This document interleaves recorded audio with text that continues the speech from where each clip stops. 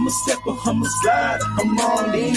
For my people, I'm a rider, I'm all in. I'm done appearing your provider until the end. And I put it on my family ties, I'm destined to win. I'm a stepper, I'm a slider, I'm all in.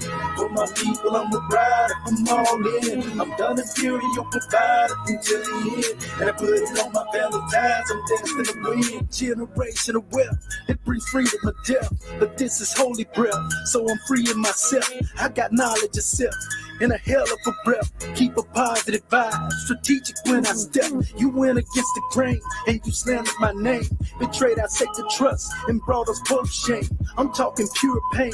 How could you envy me? I was my brother's keeper. How could you do this me? I heard your solid hits and all that sneak dissing. This is God's plan. You plotted but you missed me. So as I unfold, witness my success. I'm a phoenix in flight, fearless in the face of death. So while I'm still here, I'm applying pressure. I know these devils jealous and my enemies are zealous. I keep my head on the swivel even though I'm really careless. This scimitar's for the beast, so don't get beheaded. I'm a stepper, I'm a slider, I'm all in. For my people, I'm a rider, I'm all in. I'm done appearing your provider until the end. And I put it on my family ties, I'm destined to win. I'm a stepper, I'm a slider, I'm all in.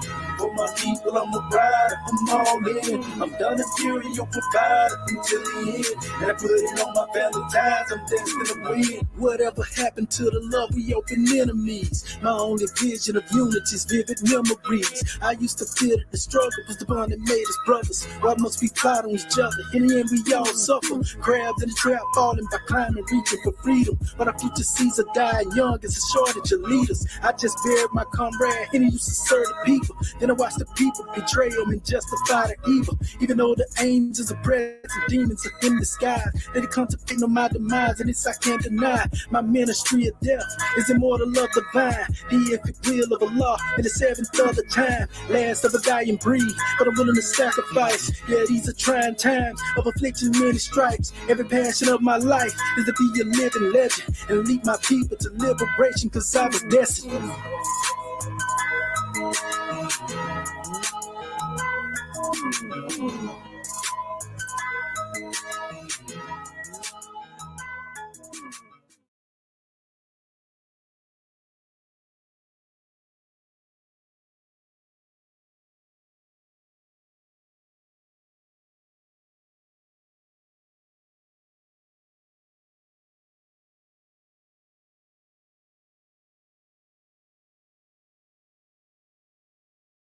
Yes, sir.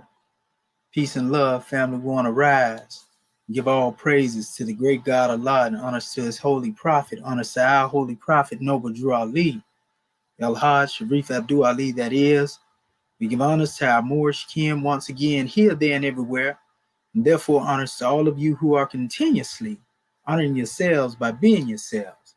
We give honors to our Grand National Seal, Grand National Emblem, National Flag, Divine Constitution, and bylaws. And honors to all of you who are indeed a living manifestation and personification of everything. And I do mean everything that our holy prophet brought to make us a nation. I want to give honors to our brother Jay, our brother Mecca Abdullah Proof Air. Welcome to the family. You know, Salaam Alaikum Rahmatullahi to Allah to the Muslims, Barakatuhu, you know, Islam to the Moors, Shalom Shabbat Alahayim to all my family that's demonstrating, you know, that's Hebrew, you know, Unqua Jessaneb to all my Kemetic family, you know, Yahuru to my RBG family, you know, man, we can go on and on and on with these greetings, but it's all love to everybody. Peace, peace to the gods and earths. You know, again, salam alaikum to the, you know, our NOI family, everybody that's out here trying to reach our people, you know, all is well. You know, so I just got a grand draw and I want to bring on the manifest, and we're going to be dealing with, you know, the end time and fulfillment of prophecies, as this is the last book of the book of Ali that we have to cover, you know, so we're going to make it more, you know, fulfilling than it may have been in the past, you know, as we continue to get better with presenting this information to our people. So we ask that you bear with us, in regards to any errors that we make along the way with this streaming, because we still trying to figure it out here and there, even though we've been doing it a long time. So nevertheless, it's a very important drawing right here, family. Most people, when they hear of prophecy now, prophecy is almost like a taboo subject. It's almost like trying to talk about any other subject that's on the manifest, because most people have lost all faith when it comes to dealing with faith in a prophet or creator and so forth and so on. But it's my duty, being a Muslim, to bring forth the message, because every Muslim believes not only in prophecies and prophets, but we believe in the books and the works that they brought forth. If we don't believe in the work that they brought forth, and that work that they brought forth ain't right, then that means they wasn't right. And what they brought wasn't right for us.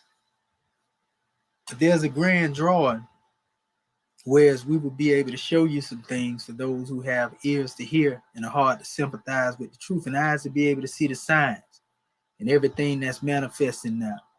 We want to bring on the manifest, and we ain't trying to give, a drawing to you to make you overly religious, and all this type of demonstration here. We just telling you the signs that were seen and things that were pointed out, by our holy prophet Noble Drew Ali. And also be sure, family, to share, this is special demonstration, and like and subscribe. Hold on real quick. Give me 1 second so I can, I want to try to put this link out here a little bit as well.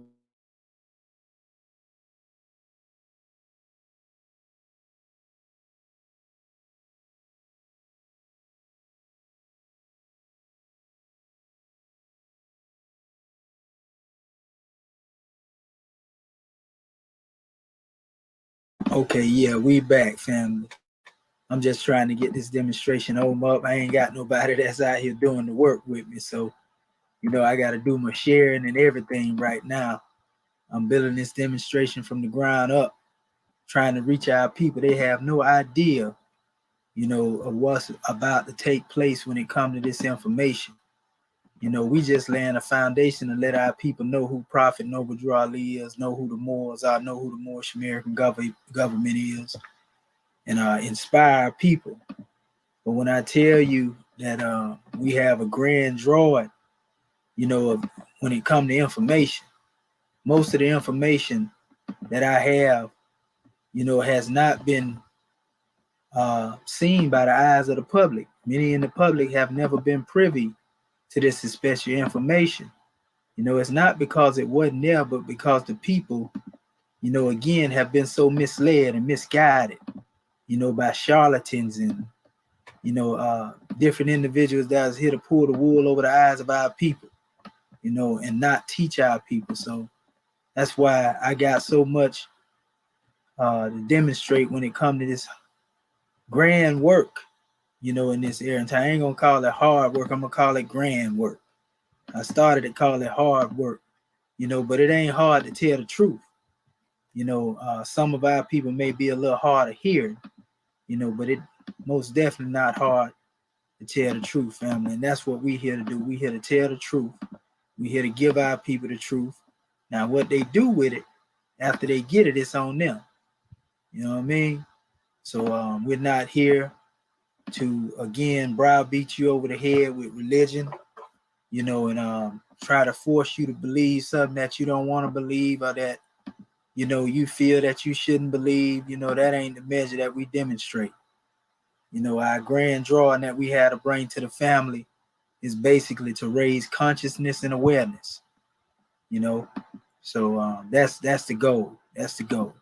So we want our people to keep that in mind, as we begin to put these drawings out here and give our people insight as to what it is that we bringing on the manifest. Again, we ask that our family like, share, and subscribe, so that our people out there listening, can also be able to get this information. We always have an open floor for discussion, to hear from our family as well. All are welcome, long as one is respectful. There's no problem. So We want to hear from all of our people. We want to give our people a voice. You see, I don't really get caught up into a whole bunch of quantity. I like to deal with quality. So my measures that I demonstrate will always be about the uniting of our people. Sometimes we have to demonstrate a little more with passion in certain drawings because we got people that's challenging the truth daily. But nevertheless, that don't mean that we don't have a love for our people. We love all of our people. We want everybody to get a draw. So let me get into this measure right here. I don't want to tear too long dealing with the book of Ali as we went through the other chapters here. And we will be dealing with, chapter 4 of the book of Ali. And the chairman brought the theme book of Ali from the book of Eli, because it was actually a powerful movie, but a lot of the life of Eli, so to speak, was very similar to what took place when the prophet came on the manifest, Prophet Noble Drew Ali, and this is a powerful demonstration. So let me start off. And these are the words written by Prophet Noble Drew Ali himself. He stated in chapter 4, and this is chapter 48, if you have a Moorish Holy Quran, it says the end time and the fulfilling of prophecies. You see, the end time and the fulfilling of prophecies. And we'll get into the dictionary and everything in a minute, because we have actually, definitions and words in this particular measure as well. So it says the last prophet in these days is Noble Drew Ali, who was prepared divinely in due time by Allah to redeem men from their sinful ways and to warn them of the great wrath which is sure to come upon the earth. John the Baptist was the forerunner of Yehoshua in those days, to warn and stir up the nation and prepare them to receive the divine creed, which was to be taught by Yehoshua. In these modern days, there came a forerunner who was divinely prepared by the great God Allah, and his name is Marcus Garvey, who did teach and warn the nations of the earth to prepare to meet the coming prophet, who was to bring the true and divine creed of Islam, and his name is Noble Drew Ali, who was prepared and sent to this earth by Allah to teach the old time religion. It's key that we understand that. When he say the old time religion, it says, and the everlasting gospel to the sons of men, that every nation shall and must worship under their own vine and fig tree, and return to their own and be at one, or be one with their Father God Allah. The Moorish Science Temple of America is a lawfully chartered and incorporated organization. Any subordinate temple that desires to receive a charter, the prophet has them to issue to every state throughout the United States, etc., that the world may hear and know the truth, that among the descendants of Africa there is still much wisdom to be learned in these days for the redemption of the sons of men under love, truth, peace, freedom, and justice. We as a clean and pure nation descended from the inhabitants of Africa, and do not desire to amalgamate or marry into the families of the pale-skinned nations of Europe. Neither serve the gods of their religion, because our forefathers are the true and divine founders of the first religious creed for the redemption and salvation of mankind on earth. Therefore, we are returning the church and Christianity back to the Europeans, our European nations, as it was prepared by their forefathers for their earthly salvation, while we, the Moorish Americans, are returning to Islam, which was founded by our forefathers for our earthly and divine salvation. The covenant of the great God Allah, honor thy father and thy mother, that thy days may be longer upon the earth land, which the Lord thy God Allah hath given thee. We went over that covenant a few times recently, right? Come all ye Asiatic of America, and hear the truth about your nationality and birthrights, because you are not Negroes. Learn of your forefathers' ancient and divine creed, that you will learn to love instead of hate. we are trying to uplift fallen humanity. Come and link yourselves with the families of nations.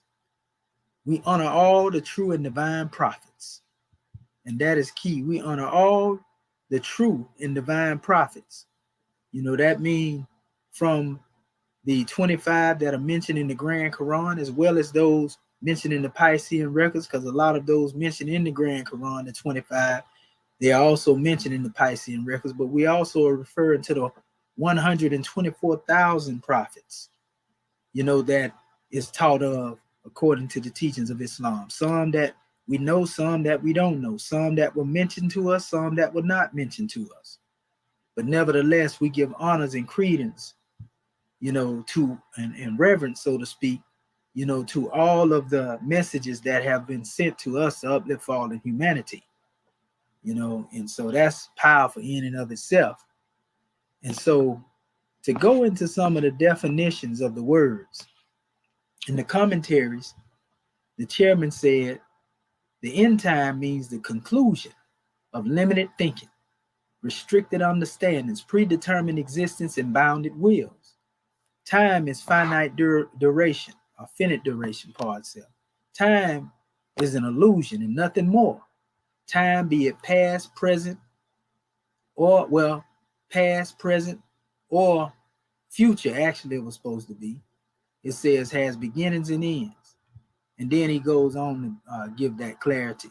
So it says the past equals history, cannot be changed, relived, or returned. The present does not exist. Thoughts used in the present times are now history. The past, right? The future has not happened yet. So this is why, he speak of time as illusion, because everything that we think that we have heard about, or everything that has came to pass, it can't be changed. You can't relive it. It can't be returned. This, all these things from, the empires of our ancestors falling, and our people being enslaved, all of these things are things of the past that can't be changed. And nor do we want to relive them, and nor do we want to return to that special state in this new era and time. But we do look to the past to learn from those particular measures. See, this is why we say we measure time by cycle ages, because the cycle age deal with the events and not just calculating time in and of itself. Nothing wrong with keeping a history, to be able to document certain things, but we don't get caught up in the time where time began to govern us. You see? So it says the present, does not exist, and thoughts used in the present times, it say are now history. So basically the present fall into that same fold. When I said present, that already became the past, that statement. You see what I'm saying? I can't get that back. I said that. That's just like any act that we commit. What we put out there, we can't get it back. It is what it is. But we can learn from our experiences and our mistakes, because experience is the best teacher. Everybody have heard that for years. You see? But how would we want to be written about in history? By those who are coming behind us. What will our legacy be? These are the questions that we have to ask ourselves, right? So it says the future has not happened yet. You see, so anything it is that we are waiting for, that has not yet happened, what is the purpose of, spending your life, forever, sitting there waiting for the wrath or waiting for things to unfold? No, we got to get out here and be active Moors, because Moors are active and not passive. You see, so we don't believe in the pie in the sky concept of waiting on anything to fall out the heavens and, all the miracles, of waiting for somebody else to do for us what we can do for ourselves. We are trying to get our people to look within themselves and know that you can, come out of any condition that you have been placed in. You have been given that ability through the powers that have been placed in you. The God power, the drive, to want to change, to want to make things better. You see? So it went on, it says, time is subject to change as conditions and ethers change. All finite things are not made of permanent substances. Time appears in states of illusions, e.g., eras, ages, epochs, periods, generations, phases, hours, schedules, and occasions. Man has no use for time except during his fall from infinite perfection as God. In his human state of mind, has been a slave to time. He has been a slave to time, and he has marked time, counted time, wasted time, and even served time. Yet rarely does finite mind of humans comprehend this finite duration or how he himself has made the illusion of time to become his master. This is what the prophet Noble Ali, a prophet of Ali, meant when he instructed the Moors to attend your meetings promptly, instead of being on CP time, right? It says, in order to be on time, you must be ahead of time. Now all of us run into, measures along the way where we may have an issue to where we can't get to a place in time, so to speak, but nevertheless, you know, we as a people, we have to recognize the time now and what must be done. We have to recognize what we call the events that are unfolding. That's what we're talking about. Not watching the clock, because that's an illusion as well. Before that, people looked to the heavens, to be able to have signs of what would take place and so forth and so on. They looked at the clock of astrologics, but that's a whole nother measure. Let me check my board too, make sure we got some. Okay, peace and love. Peace to my beloved brother, Marvin Edwards Bay. What I'm going to do, I'm going to drop this link in here just in case any of our family want to get in here, because we can go through this demonstration like we normally do together. And it's always grand that way right there. So if you jump in the queue and I look back over there in a few minutes and we'll let you in here. So peace and love to everybody in the chat so far. So it says, fulfilling the prophecies is the completion to the course of natural law, satisfying the declaration, completing the word, realizing the ordained reward, the divination, finishing of the covenants, accomplishing the assurances, pleasing the predictions. The will of man joins the will of God. Temple of perfected man, the resurrection becoming a fact, and that which has been ordained to happen happens. This is dealing with the fulfillment of the prophecies, right? So it says wraths are divinely inspired punishments and admonishments and disciplinary karmas drawn by man's disobediences.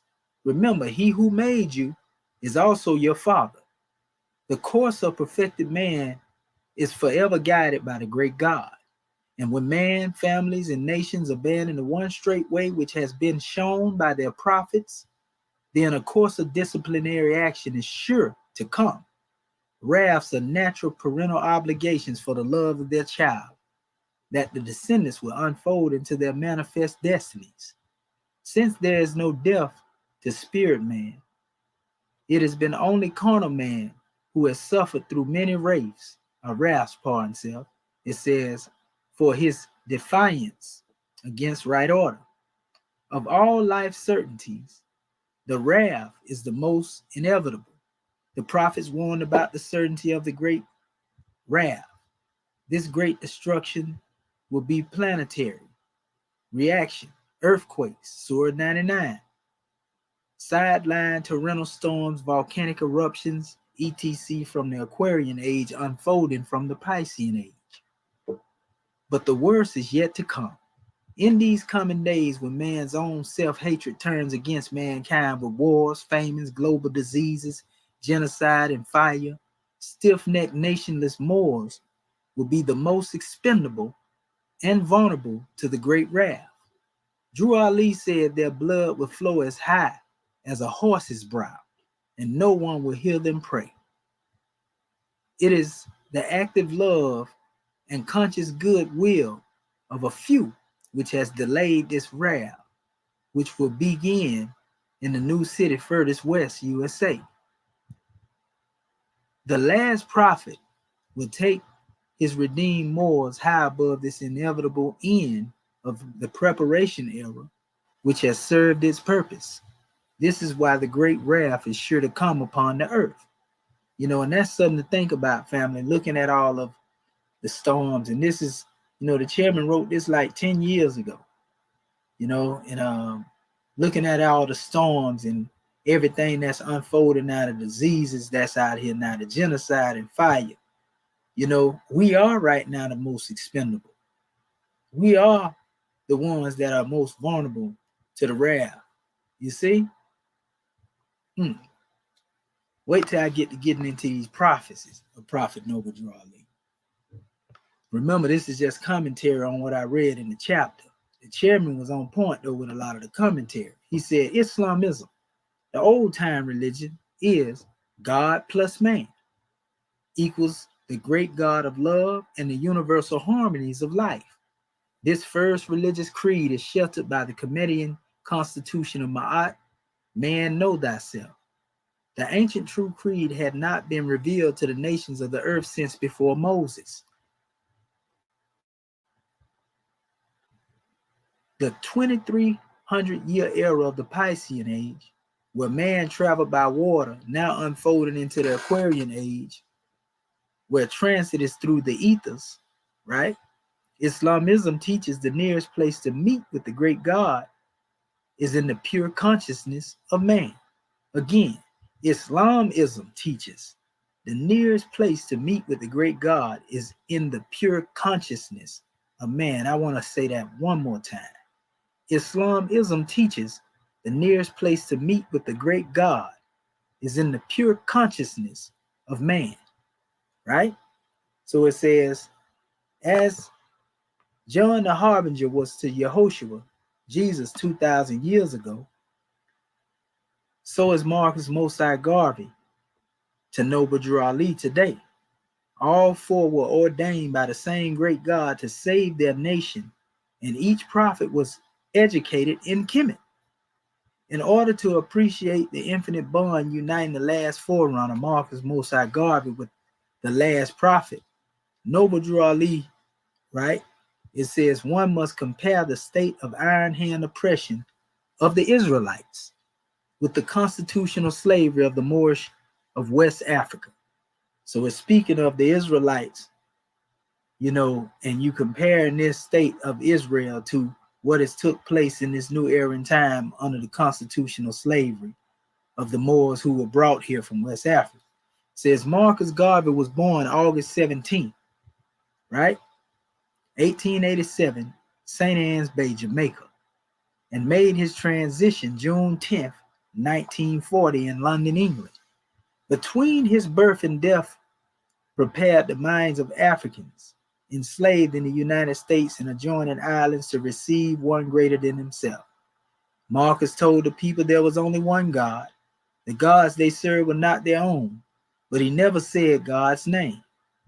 Marcus taught his people that they were a mighty nation, but he did not give them their free national name. Remember, he said one God, one aim, one destiny. But Prophet Noble Drew Ali came back and said salvation, our God, and unity. So that one God, again, as I always state, we call him Allah. The salvation is the one aim that he was speaking of, that would lead us to salvation. Brother Marcus Mosai Garvey L, in parallel with what Noble Drew Ali taught. And the unity, would come forth as a Moorish American nation. So he said again, when you go into a salvation, our God, unity. Prophet Noble Drew Ali and our brother Marcus Mosai Garvey L stated one God, one aim, one destiny. So this is the nation that will manifest as a result of the destiny, of us moving in a direction that is not uncertain nor unknown. All of these things have already been preordained, and written for us to come out of this situation. It was written that, the tail would become the head. And we can go into other different measures they talk about in the Piscean records. The thing about what Noble Drew Ali brought to the manifesto family is unlike any other because his prophecies he prophesied in detail. There wasn't vague, like we see most translations translate the prophet's prophecies. You know, when he said a thing, he spoke on it in detail, and most of these things have come to pass, and they are still coming to pass right now. For those who don't know, that's a sign of prophecy. You know, this is how you know a prophet is truly a prophet. If the thing that he speaks come to pass, you know, that's a whole nother measure. And we shown on numerous occasions, you know, on how he is who he is. So we don't have to get into that, dealing with the concept of the seal of the prophet, but we can explain that if we have to those who are in the audience that don't know no better, and they come and they ask questions. So it says these things were later fulfilled by the prophet Drew Ali. In the U.S. where U.S. Master Garvey founded, it says 1914 Universal Negro Improvement Association, as he spoke of a new Negro. His newspaper, Negro World, in 1919 to 33, advocated a Negro independent economy within the framework of European capitalism, and he established Negro-run businesses featuring the Black Star shipping line for imports and exports to Africa. But by Marcus Garvey being an angel of Allah, the real purpose of the Black Star line was to return the minds of his people with thoughts of the holy continent of America. Betrayed by his people, Marcus was indicted in 1922 for mail fraud. After he had served 2 years in the Atlanta federal prison, it was Prophet Noble Drew Ali who had the sentence of Marcus Garvey commuted. Drew Ali changed the U.S. for proof and jurisdiction over Marcus Garvey as a national. But Marcus could only be released into the sovereignty of another government. He chose France, where he was deported in 1927. Note, NBC do not get deported from U.S. prisons. Garvey was not a black man, but a native from the protectorate island of Jamaica. The next year, the prophet and his Jamaican forerunner met again in Havana, Cuba, at the Pan American Conference. Drew Ali so loved his forerunner until Marcus Garvey had become the only living God whose name is written in the Circle 7 Holy Book, written by the last prophet. Garvey eventually moved back to London, England, where he died June the 10th, 1940. His body was returned to Jamaica in 1964, where his island would receive a 50-year mandate from Britain to become an independent and sovereign as of this date. 1913. Hold up. You know what? Before I go there, I want to show the people this because this stuff is actually out here. Okay, let me let our brother Marvin Edwards Bay up here. Islam Muslim. Okay. Islam. Yes, sir. Islamism without the schism. So what I'm gonna do, I'm gonna share this screen right here. Let me see. And I'm gonna continue to read, but I want to show our family these things that we just said about Marcus Garvey and Noble Drew Ali. You know, I remember one time they didn't have but a newspaper clipping, you know, dealing with these things. But as time come about, more information began to be released to the public. You know, for those who think that there was no contact, you know, this is indeed the prophet and Marcus Garvey right here, you know, together. You know, in the you know, you can see it over here. You know, definitely Prophet Noble Drew Ali. You know, so let me try to blow this up a little bit. See, can I pull it over a little bit? Yeah. Yeah, anybody blind, a blind man to tell you that's Prophet Noble Drew Ali right there. So you know, that's definitely him. Mine is Doubt of Contradiction. He's a little older than you normally see him on a lot of pictures and so forth and so on. But that's definitely him. You know, so I want to show you because they have it here, a lot of the stuff right up here This is actually coming from one of the Moorish guides. Everybody had this, you know, when he had actually, it said Noble Drew Ali returns after his long visit south. Noble Drew Ali, prophet, founder and head of the Moorish national and divine movement. Notice is using Moorish national and divine movement. Has returned to the city after extended visit to the south. Prophet Ali motored from Chicago to Atlanta, Georgia, where he spent a few hours visiting Marcus Garvey in the federal prison. Mr. Garvey was very much pleased with the splendid uplift work, it says, being done by the Moorish Divine Movement. The organization has launched a drive for more members and persons desirous of learning of the great work that is being done are asked to write the prophet at 3603 Indiana Avenue. And it's saying, look like the phone is Douglas. It's Douglas, Douglas right there. I can't see it because that's in the way. But 5509, it's just the address. But that's the actual address that's often used by the prophet. Now, what we have here, they actually had an original postcard. This is the one that we've seen for years, a copy of it. You know, but the original postcard, I got it in my archives actually.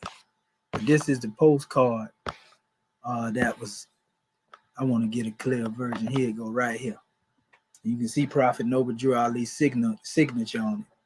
And this is dated 10/23/27. You know, and it says, I want to say 200, look like Butler Street, Atlanta. I can't really see that good, but it's Atlanta, Georgia. But he said, dear wife. Then he said, he said, I have been to see Mr. Garvey at the federal prison. I will be home Friday or Saturday, you know, and give my love to all, you know, from your husband.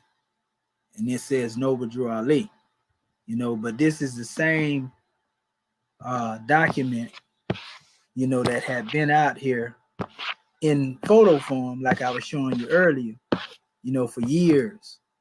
So that's Prophet Noble Drew Ali right there. You seen the newspaper clipping and everything. A lot of people wanted to deny this. Also, his trip to Cuba, I put a lot of that information out there, you know, as well. You know, when he was at customs in Havana, Cuba, going to the Pan American Conference, you know, and this information I also have in my archives as well, you know, but you know, these are some of the things Prophet Noble Drew Ali was about. He was about supporting, you know, that in which he loved. He loved and honored the works of Prophet Marcus Mosai Garvey, our honorable brother. And so he considered him what John the Baptist was to Jesus. You see, that's I was showing you the same card right there. Uh-oh. Hold on, let me get this. I just hit this here to take it back. But yeah, that's the same card right there. It's getting away from me, family. Trying to do this here. But yeah, that's the same card right there, the same postcard. But this is how I was out here seeing many years into that actual postcard that came out. Because you had people that really wouldn't give up certain things. They was hiding what the prophet had. You know, so yeah, that's the same postcard right there. You know, they got prison featured up there. You know, honors to the Moors for being so good at preserving the works of Prophet Noble Drew Ali as well. That's very noteworthy. That's why you see all of this stuff about Prophet Noble Drew Ali. You know he's not a myth, because without all this here, people would be saying he didn't exist. You know what I mean? But that's a whole nother measure. So it says in 1913, Noble Drew Ali founded the ancient Canaanite temple in Newark, New Jersey. New Ark, in relation to the ark that he was building. It says, from this very beginning, the sole purpose was to uplift fallen humanity as an institution of higher learning from 1913 in Newark to 1928 in Chicago. His establishment would change names 5 times, finally becoming the Moorish Science Symbol of America, MSTA. It is impossible to intelligently research the history. It says, the history and the purpose and the prophecy of the MST of A without remembering it is only an organization. Now, when we say the MST of A is only an organization, we do not say that to slight the MST of A or speak down upon the MST. We just stating facts. It's an organization, a religious organization, because it was incorporated. So it says the MST of A has always been and forever will be an organization. Since 1929, thousands of people, it says, have been misled by a few misleaders who have cloaked this organization to be something greater than a chartered organization, lawfully bound to the jurisdiction of every state throughout the United States.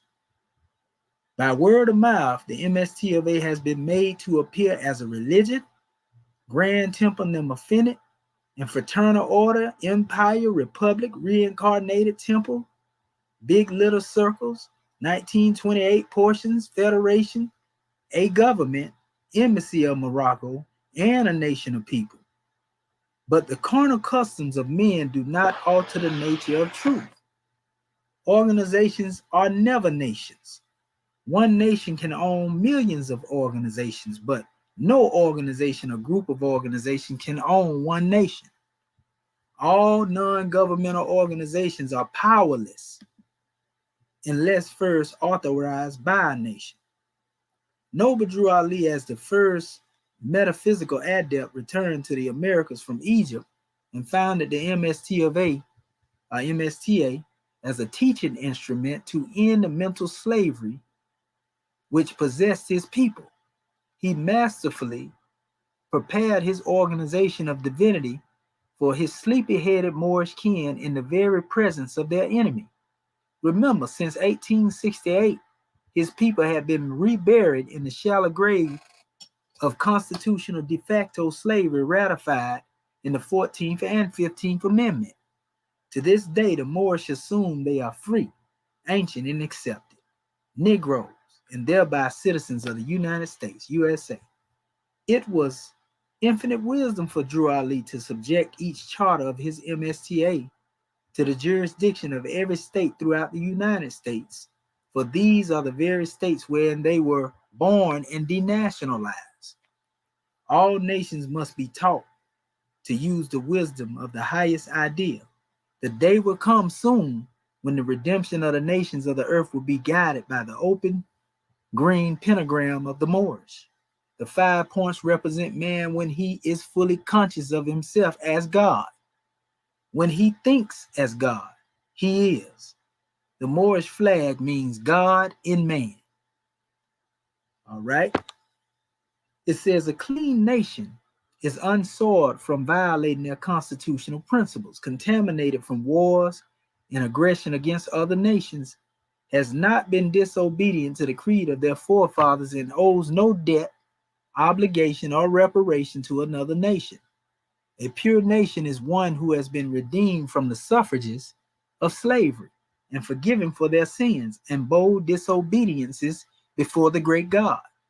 As a clean and pure nation, the Moorish Americans are a people very conscious of their descendant nature.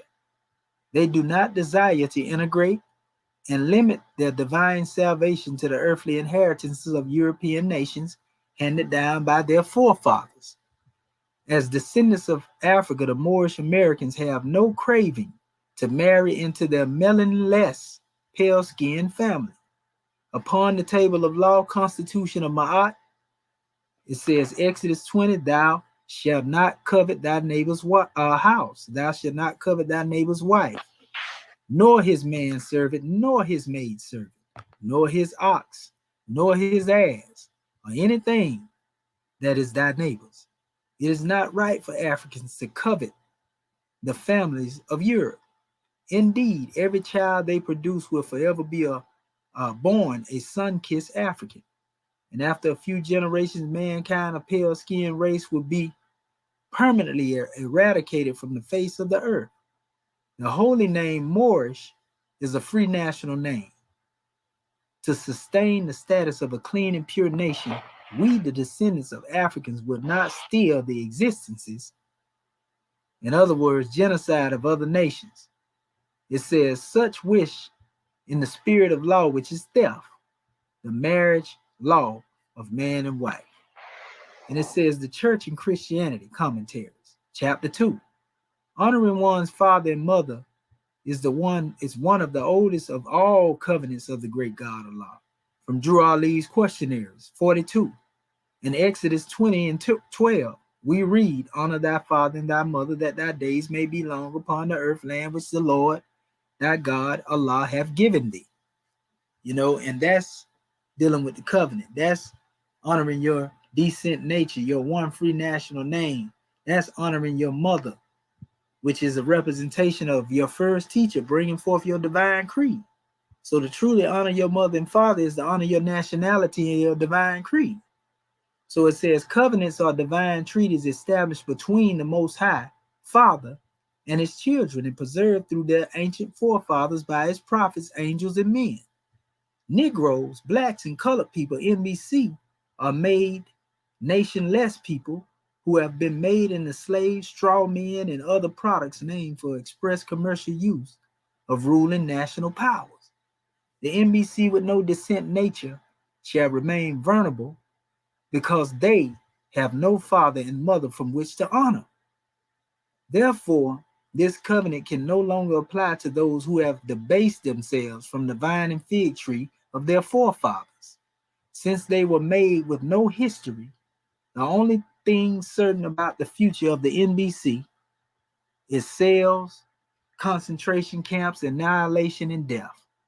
The tragedy of this blood up to the horse's brow massacre is once they are gone, the citizens will miss them less than a fallen pet or a used car.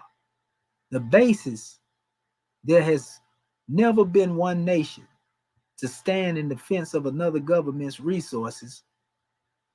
It's because every nation on earth knows the NBC is owned by the United States. For this honorable in no national power, especially Morocco and Saudi Arabia's holy city, will come to aid the NBC, right? None of them will come to aid us in this condition that we in. We got to get out of it ourselves. So it says, all today's Moorish know about love has been taught by those who conquered Africa and enslaved the inhabitants. Love is taught by the West can range from anything from a false sensation to enjoying an addiction of death. A carnal love is based upon desires and delights anywhere from a tennis match and love to lust from something you can fall in love to making love in bed. It says none of this is love, and all who learn these illusions have been deceived. Love is thought, activity, action, and life. Love is to think from the highest plane of spirit life. In his constitutional law, Drew Ali instructs Allah, the great God is love.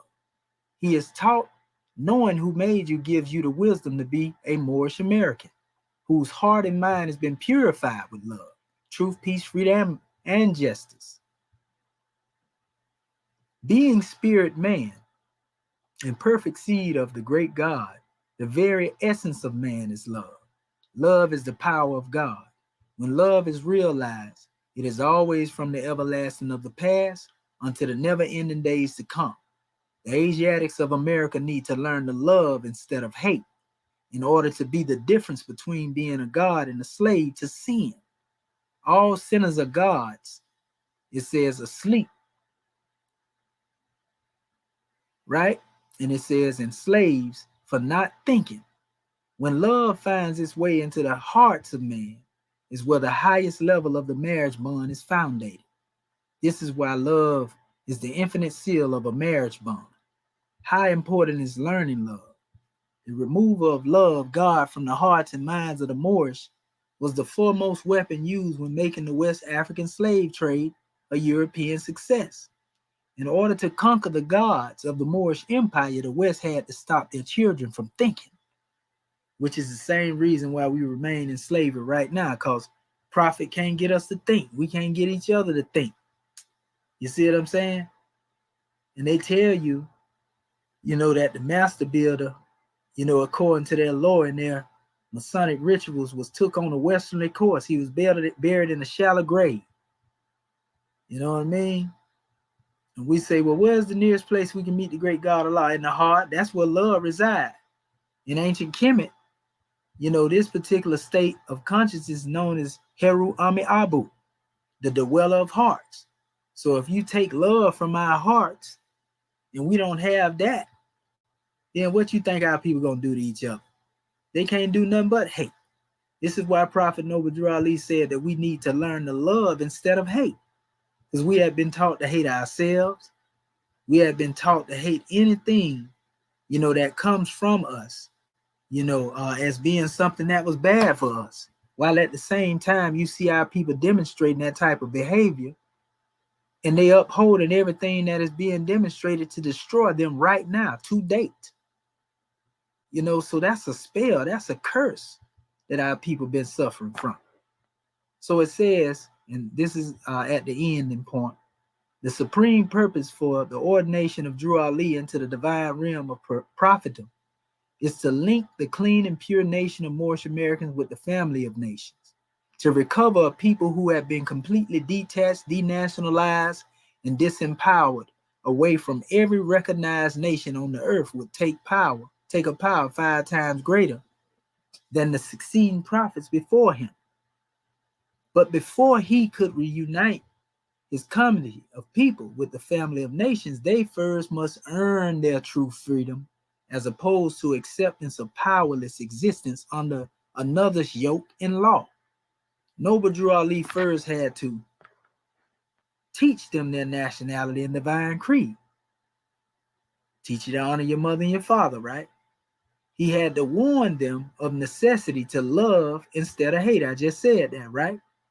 He educated them into trusting the capacity of their own worth and infinite wisdom. A lot of our people don't believe that they can do nothing without this European. I hear them say it all the time. Some of them think they're the most intelligent people in the world.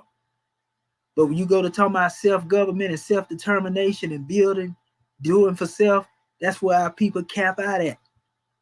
And this go all the way across the board when it comes to all of our people.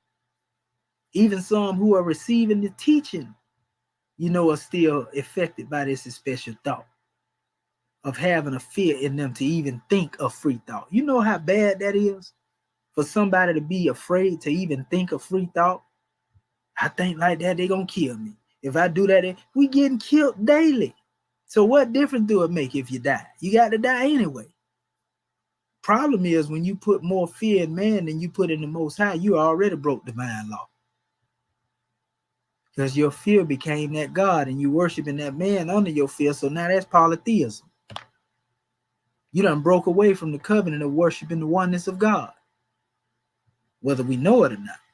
So it says, Prophet Noble Drew Ali also came to make them aware that they have not been cured from the stress of post-traumatic slave syndrome. They like to say post-traumatic stress syndrome. We call PTSS post-traumatic slave syndrome. That's what our people suffering from right now. It says, heal them from the psychological disorders and group transmitted afflictions of mental slavery. Caution them about serving the gods of Europe, of whom they know nothing. And we've been doing that for the longest. It says, we honor all the true and divine prophets because every nation that ever suffered slavery has been liberated, but only after they honored their special prophet.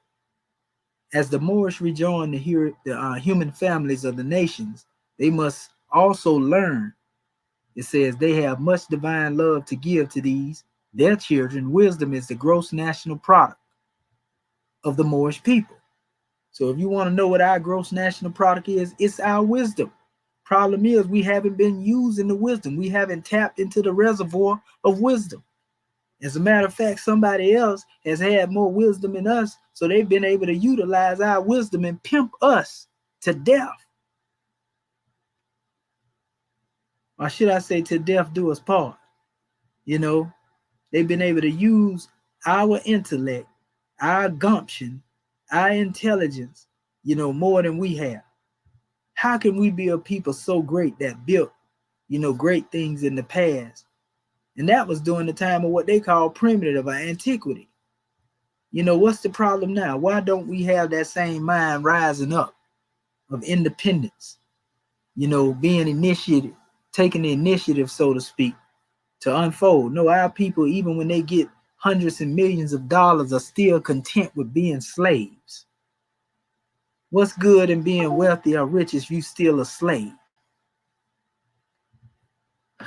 Excuse me. So it says, yes, there's still much wisdom to be learned from the Moorish. Today, every nation is seeking peace, but it can only be obtained through the holy principles of love, truth, peace, freedom, and justice being proclaimed and practiced by the Moorish Americans. In addition, every nation will want to know from the Moors how in the West did you get around your elbow and still got to your thumb. And so this is the last little portion right here. This is actually just the closing out portion of it. I go into a brief portion of this right here because the chairman, every word he spoke is spirit, and we got to take heed. Let me look at my. Okay, ain't nobody else came in here yet. All right. So peace to the family anyway. So the chairman went on to say, he said, thanks for studying the holy book of Drew Ali. We pray you receive much inner strength. Now for the sincere researcher and those seeking the freedom through the pillars of truth. It says, we offer the following reinforcements and protections of the prophets from a Moorish perspective with love. And if anybody want this PDF, I can send it to them, at no cost. And you just email me at egyptianadept@gmail.com, but you can actually get the physical copy, as well. I got a few copies if one would like to order a few of them, and we'll get them to you. But nevertheless, if you want it, just email me. But it says the great fall and appointment of prophets. The fall of man has forever been an appointment of the great God. All falls begin from a higher elevation to descent, or from a center outwardly. The true fall of man took place in his head. And that's a powerful teaching, because even in the Grand Quran, it said that Adam slipped from the garden. He forgot. He forgot what? Well, the first question we ask in the teachings of the Moors is, who made you? So he forgot that he was made by God. So therefore, now you can be made by somebody else right here in the NBA.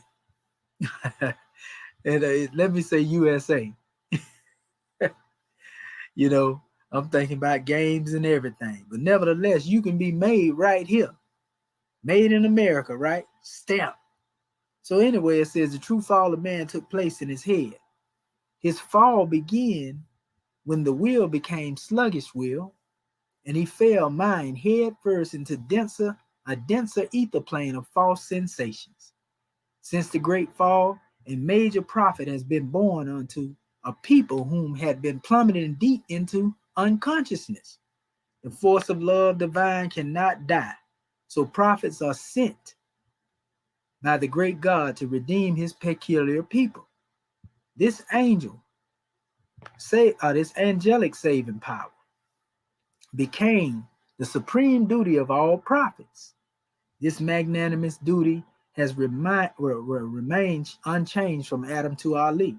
All prophets were ordained to fulfill an assigned obligation amongst their native nationals. The most difficult task of the angels of the great God was transliterating wisdom speaking from the highest plane of spirit life into their native language.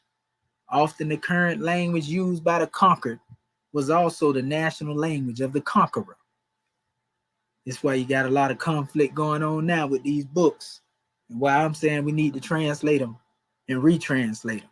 So it says the divine origin of the first inhabitants of the earth was found in the security and unity in their love to each other. This belated love in later times gave rise to the human families of nations. The anthology of this reciprocal care, love to each other, is called the Great God. So if you ever want to see the great God, look within the purified heart, and behold, his being continued. The suffrages of these nations were often due to systematic traumatizing and conquest by diseases, war, slavery, famine, and genocide. These plunges from the grace of wisdom were encountered during their fall from the deific will. This conveyance from the spirit plane to the manifest was always recorded in various levels of understanding needed during their special era. How to recognize a prophet. The era of Adam symbolizes the first angel to adorn human flesh made from the false sensations of the needleworld. This, the great fall, is often depicted as the apple, which was given the charge of being the fruit of human knowledge, introduced to Adam by his wife Eve. For about 2,000 years, Eve and the apple both got a bad rap for the creation and fall of man. The last prophet, Noble Drew Ali, clicked on the light of truth to this earthbound myth by reminding his Moorish of the question, who made you? Allah. By this alone, he taught man he is a seed of the great God and is therefore perfect. Yes, as perfect as the source from whence he came. But the child is only as perfect as the mother is. So the perfect seed of the great God was planted in the only soil in which it would grow apace. This mother soil is best known as the plane of soul, where the God man was to perfect himself by the things he suffered through the intent of his actions, e.g., thinking, reasoning, willing, understanding, and remembrance. The cultivation of this soil became the breast of one mother from which man could suck. The story of Adam and Eve in the Greek Septuagint is a very misleading rendition of the fall. Contrary to his Comedian teachings, the fall of man has been continued in his worshiping of gods outside of himself. Still, from the worst, the wise will find means of good. Therefore, during his fall into a body of desires, Adam became an angel and returned to his state as God. According to the Grand Quran of Muhammad, Adam's conscious return unto himself as God demonstrates how he became the first prophet. What Adam has done, all men must do. There's a divine bond uniting all the prophets. This golden chain links all the holy prophets as one, the same, and with one duty. Prophets are angels of the great God. Kemet is the heaven of all angels. Prophets are born from among their nationality, attached to the human family of nations. The pale-skinned nations of Europe have never had a prophet born from amongst their kindred. That's something to think about right there. The closest Europe has ever come to having Kemetic teachings, was with the return of their Socrates, Aristotle, Plato, and Alexander the Greek. Every prophet always leaves a book for the protection, guidance, and salvation of their people and other nations of the earth. Then he says, recognizing the prophets, Moorish commentary. I think this is because he goes into a whole bunch more down here, So what we'll do, we'll get this one part here and we'll stop so we can open up the floor, so to speak, because I got some more measures I want to touch, and I don't want to spend it reading everything out of here, but I want our family to get a clear conception of what the prophet, was demonstrating, what the chairman gave in his commentaries and so forth and so on, so they understand where we coming from. So it says, recognizing the prophets, a Moorish commentary. The Greek Roman Septuagint, it says, of 2,000 years ago, is called today's Holy Bible. This is what Prophet Drew Ali meant when he noted the foundation of Christianity began in Rome. The Bible was originally drafted from the holy scribes and the sacred writings of ancient Kemet of Africa. The Torah is the 5 books of Musa, Moses, Genesis, Exodus, Leviticus, Numbers, Deuteronomy. And when you actually take these words and rearrange them in such a way, you can actually see they spell legend. If you were to take the L, in Leviticus, E in Exodus, and G in Genesis, and then put it You know, in the opposite direction in front of numerous in Deuteronomy, you get legend, you know, which is basically mythos, you know, but that's a whole nother measure. It says, which derived from the ancient laws of the Commission. So that's what the mythos is based off, the laws of Kemet. It says, while Moses was born among the Hebrews, he was raised as an Comedian aristocrat. The so-called Hebrews were never a nation of people attached to the human family of nations because they weren't known as Hebrews. You see, they were known as Israelites. But anyway, it says it would do well for those Moorish born in Americas who call themselves Hebrew Israelites to recheck the descendant nature of these words before accepting them as a way out of Western slavery. To this day, there is no such place as Hebrew land, country, or state, just like it ain't a place as black land, country, or state, right? It says, in fact, Hebrew was the first official slave name given to the foreign tribesmen once they were made slavers under the Comedian jurisdiction. And this was under the Hyksos who enslaved them and the Comedian people. So it says this denationalization process is not new. If the so-called Hebrew were in the United States today, they would be Negro, Black, and Colored people, ETL, NBC. The Torah was the first revealing of the Comedian records, which had been kept sacred until made public by Moses. There are more versions of the Bible than any other holy book in the world, yet rarely do studies show the Old and New Testaments as being a compilation of books written by and describing the duties of dozens of prophets during their special eras.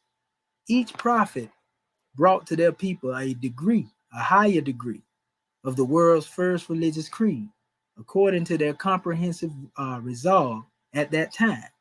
There are 25 prophets mentioned by name in the Quran, although there were many more in different times and places. Buddha of India, Confucius of China, and I actually read some Islamic material that talk about the acknowledgement in al-Islam of Buddha and Krishna, you know, and speak of them being certain people in the Quran. That's a whole nother lesson in and of itself. But it says the essence of these 25 prophets cover the divine spectrum of messengers and angels of Allah from Adam to Muhammad. The 25 prophets honored in the Quran, and it gives all of those that you know of: Adam, Idris, Enoch, Noah, Hud, Heber, Salih, Methuselah, Lut, Lot, Ibrahim, Abraham, Ishmael, Muhammad. And I'm just going down instead of going, you know, in this other area because they give it to the that last name at the end as the last prophet in that line. But it says Ishak, which is Isaac, Yaqub, which is Jacob, Yusuf, which is Joseph, Shuaib, which is Jethro, Ayub, which is Job, Dhulkafil, which is Ezekiel, Musa, which is Moses, Harun, which is Aaron, Dawood, which is David, Solomon, which is Solomon, Elias, which is Elias, Eliasa, which is Elisha, right? And then we have Eunice, which is Jonah, Zechariah, which is Zechariah, Yahya, which is John the Baptist, Isa, you know, which is Yehoshua, and again, Muhammad is the 25th. So it says, now the last angel of Allah through the above line of holy prophets is Al-Hajj Sharif Abdul Ali. See genealogy of Yehoshua commentary 4, peace be upon them all. So I want to stop right there. But if you notice, they were telling you that most of the teachings, you know, that are referred to as Hebrew or biblical, that these particular teachings, they say come, but they basically say these teachings come from Kemet. So what I'm going to do, and let me see this right here real quick. I'm going to show you something that I got here, and I'm opening up the floor right now as well. So I'm finna show you something right here. And I have a lot of this stuff right here in my records, in my photos, you know, and you get a chance, you can definitely get these books. So I'm gonna show you some things real quick, just dealing with some of the things that were changed in the Piscean records and how indeed they adopted many measures in their translation directly from Kemet. Here we go, right here. And this book right here is coming from the Jews out of ancient Egyptians. That's what it's called. But they go into a whole bunch of measures. I ain't gonna do a bunch of reading. I want to get to some grand drawings here, like where they were showing the actual comparison, like the name Adonai. You say it is the liturgy and the reading. Adonai is the liturgy and the reading of the Torah, the pronunciation of the sacred name of Yehovah, Jehovah, Yahweh. A lot of people use that terminology. But that's the tetragrammaton. It says Adonai means at the same time, my Lord and my Lords. Then he went into talking about it for the Kabbalah, and the root of Don refers to the worship of the sunlight, Aton, because T is interchangeable with D. So Adon in Hebrew correspond with Aten, who actually came forth to establish Aten worship, a one God, Adon in the Hebrew. So they went into the Jewish tradition, gives the hieroglyphic name of Abraham, Etan, Isra, meaning the sun at the eastern horizon, corresponding to the hieroglyph of Aten. This is what they're saying. So when they say Malati Ibrahim, the way of Ibrahim, it goes all the way back to the Kemetic teachings, as well as the Cushite lineage. It also spoke of Anuki, the first word in the 10 Commandments. It means when God speaks. This sacred name is considered the eye of God according to the Midrash Rabbah. It says, or the word of Egyptian words according to Rabbi Lubavitch.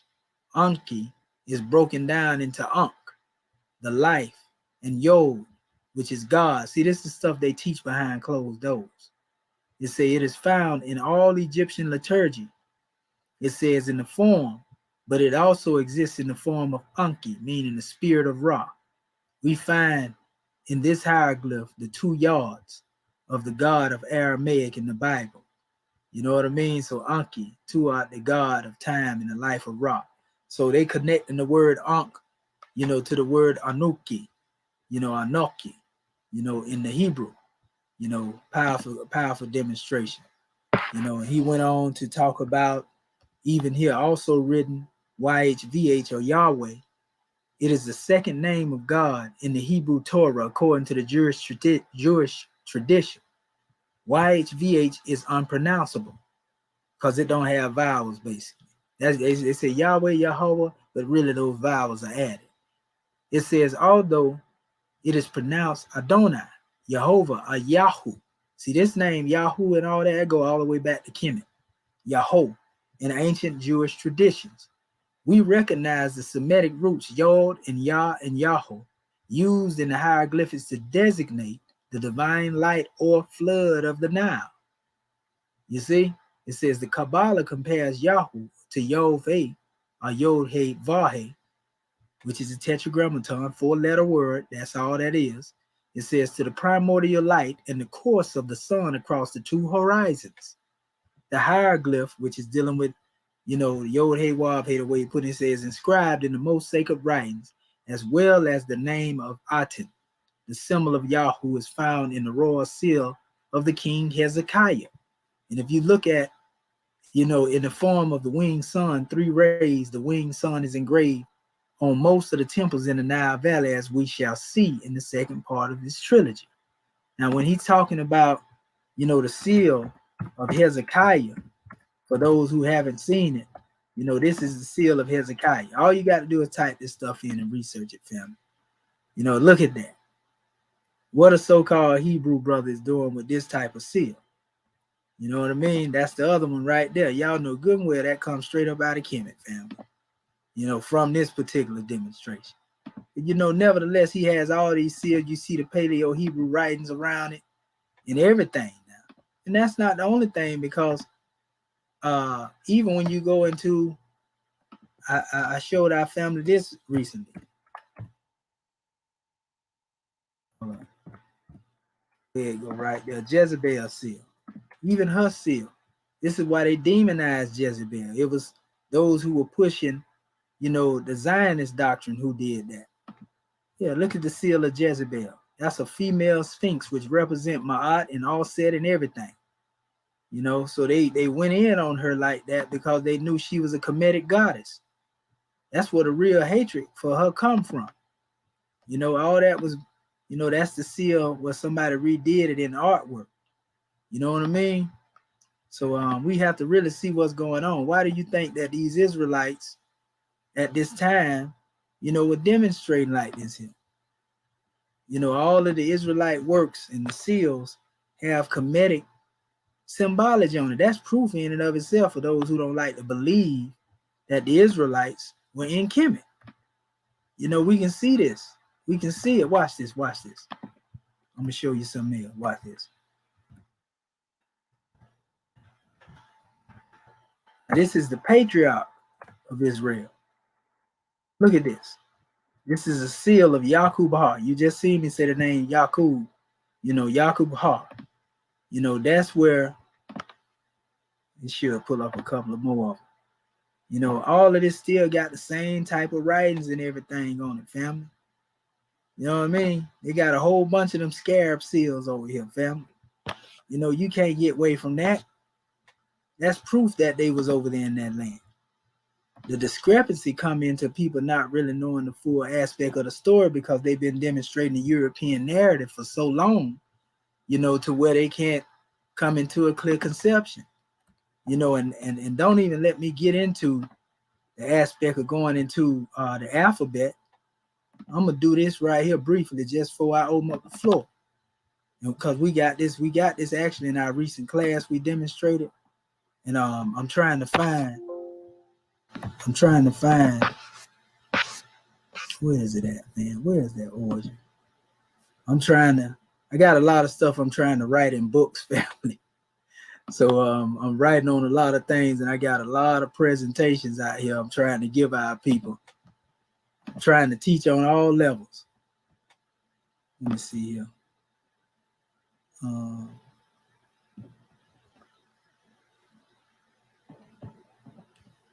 Hold up, I'll probably be able to do it better this way. And I can get in there. If I just hit this and open it up, I can get right to what I'm trying to show y'all.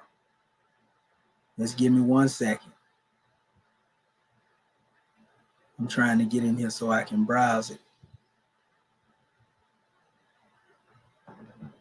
And then that's my little book I'm working on for the youth.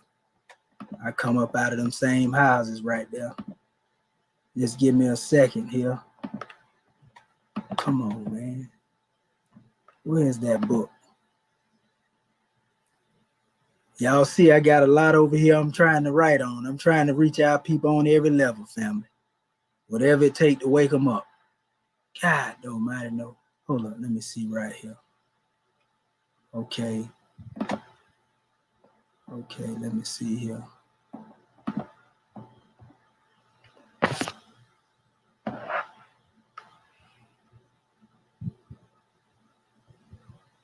Okay, let me see.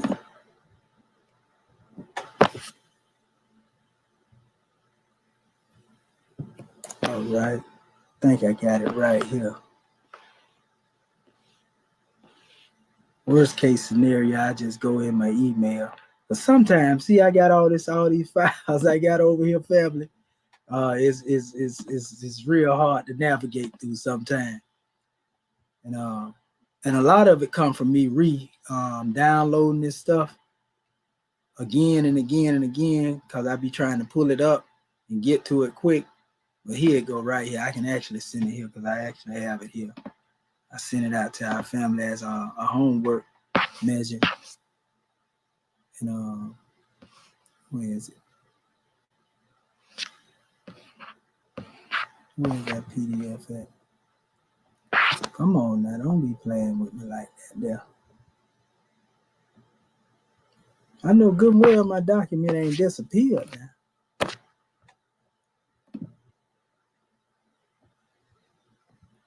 You see that, Marvin Edward Bay?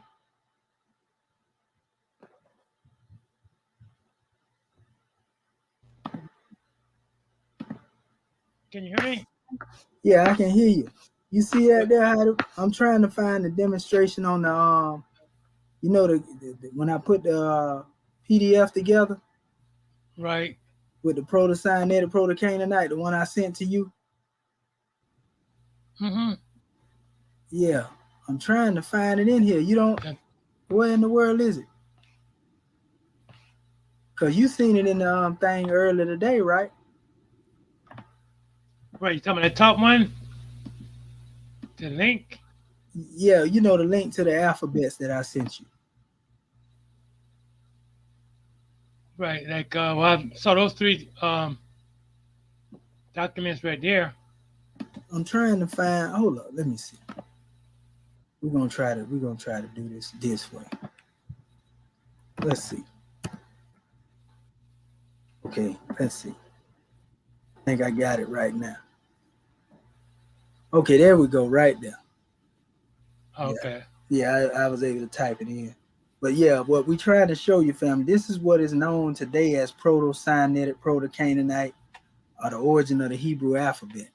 And I ain't gonna go over trying to break all these things down. I'm just showing you the origin and where they come from. This is the actual alphabet that they came up with.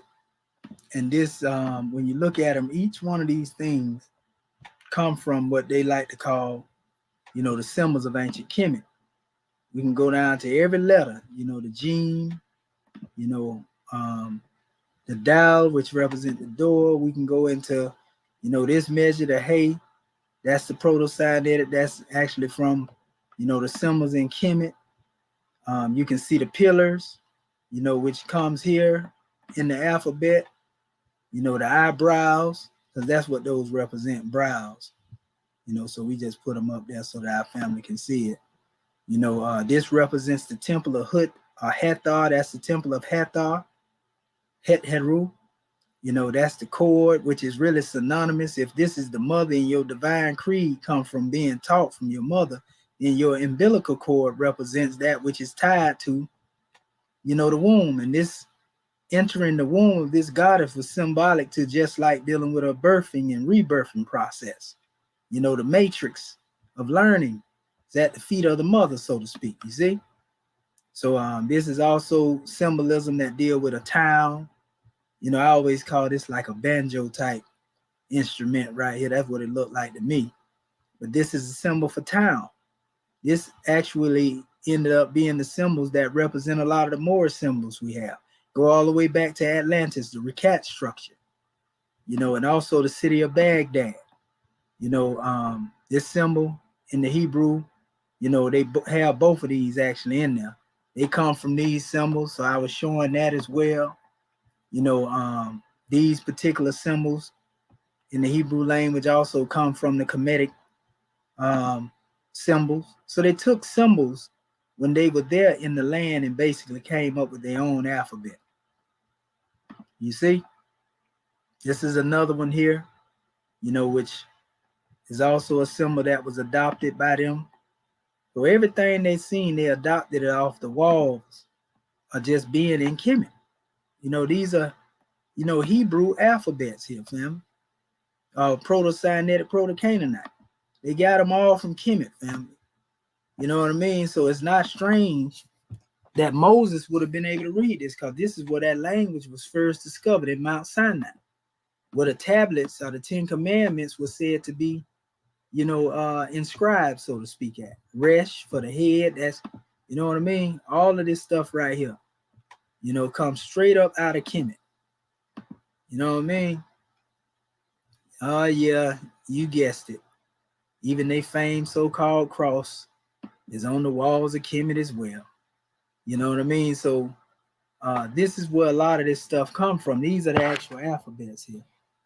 When you look at the alphabet, it goes and show you a whole bunch of measures there. Hold on real quick. Let me answer this call. Brother Marvin Edward Bay, hold it down real quick while I answer this call.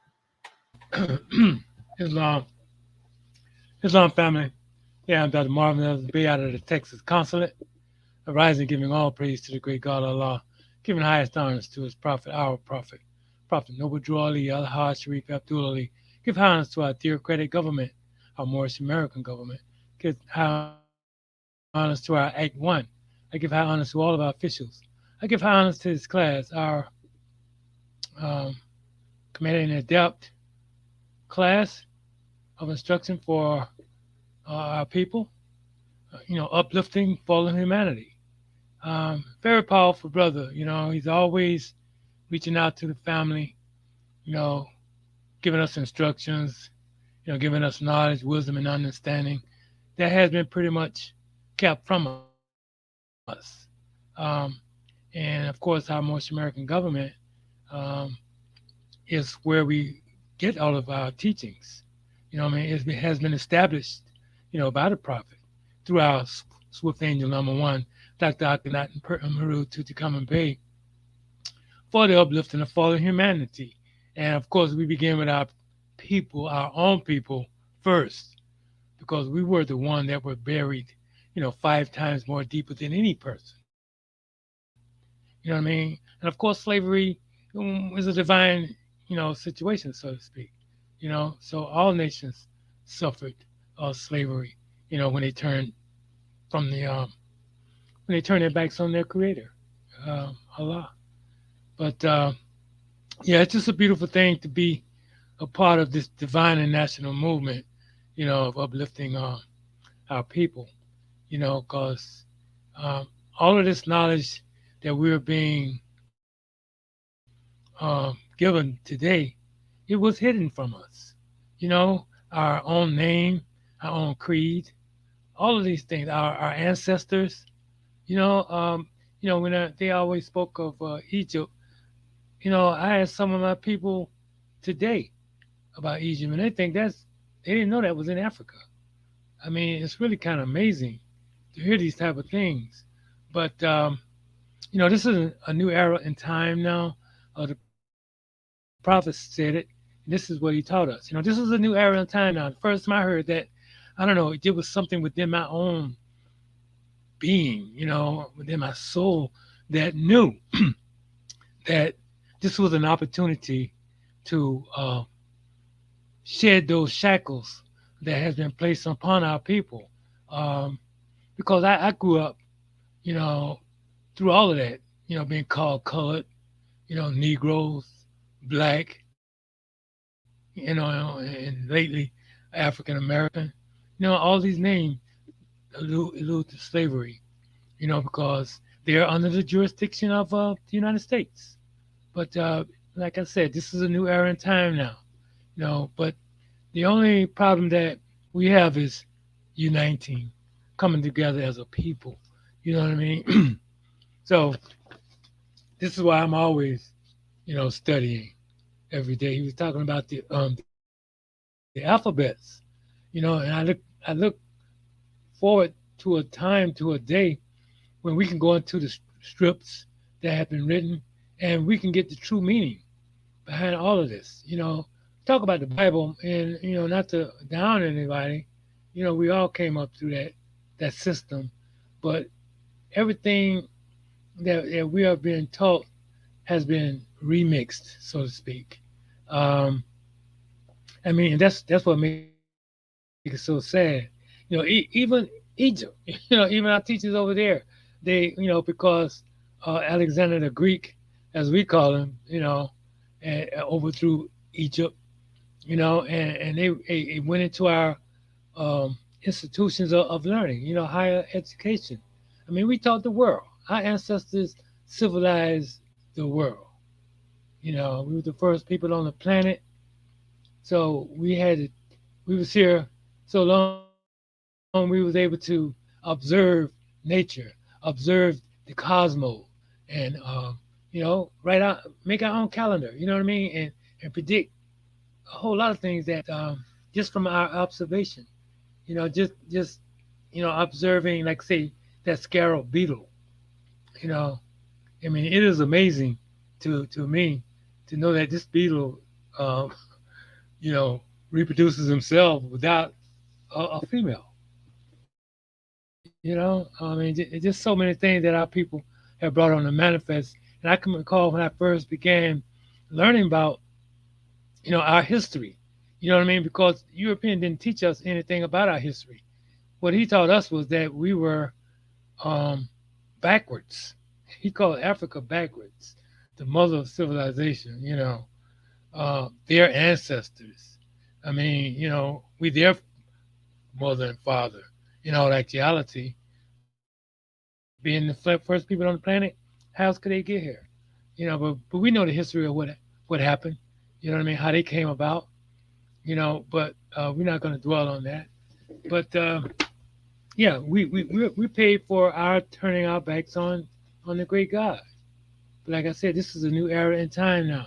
We have an opportunity today to save ourselves. You know what I mean? To save us from our sinful ways and calling ourselves Negroes, colored, black, African American, all those names. That's not who we are. We're Moorish Americans. Moorish because our ancestors were Moorish. We're more Americans because we were born here. You know, um, I mean, just so beautiful to come into these teachings that the prophet brought us. And you know, he took on the mission. He went against the odds, so to speak, just like we're going against the odds because we have to reach out to our people that don't want to hear nothing about Islam. Even though there were those within that demonstration that enslaved us. Like it seemed like every nation on the planet pretty much took advantage of us.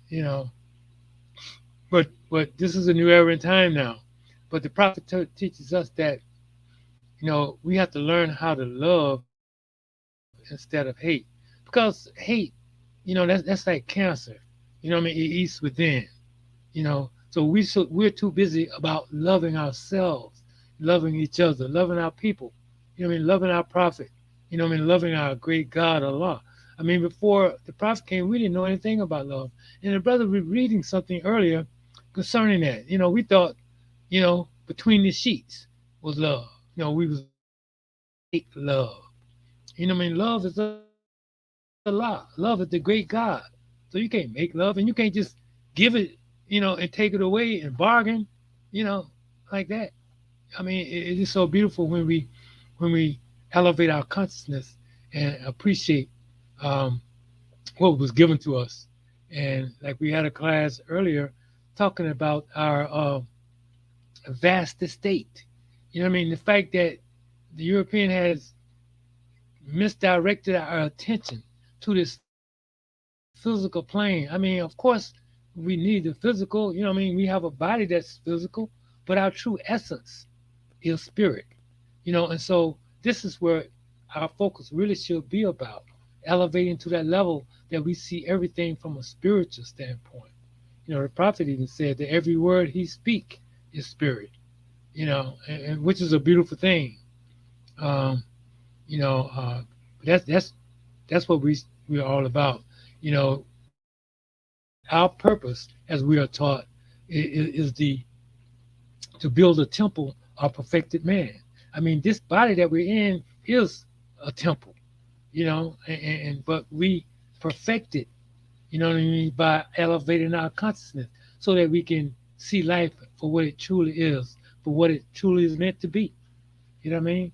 Not to be a slave to say money. We know we have to use money, in exchange of goods and services, but we don't make that our God. We know that the great God is going to provide everything for us. He give us that intellect. He give us that intelligence. You know what I mean? That we often say, as above, so below. So as we uh, ascend higher, you know what I mean, our below becomes more in line with what it should be. You know what I mean? That's just the beautiful part about it. Um, and so I'm just so grateful for being in this divine and national movement um, that the prophet has established. And when we speak of divine, we know that is the great God. And so and the great God is the only entity, the only thing that we give praise to. No one else. You know, we give highest honors to our prophet because without him, we would know who we were. Ask the average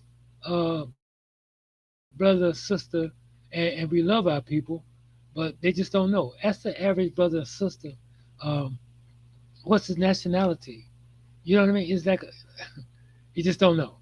You know, and but that's why we're here to bring these teachings to our people to let them know. You know what I mean? And of course, we don't argue the situation, just that we know that the average person just haven't heard. And so if you haven't heard, then it's almost like you can't be held accountable.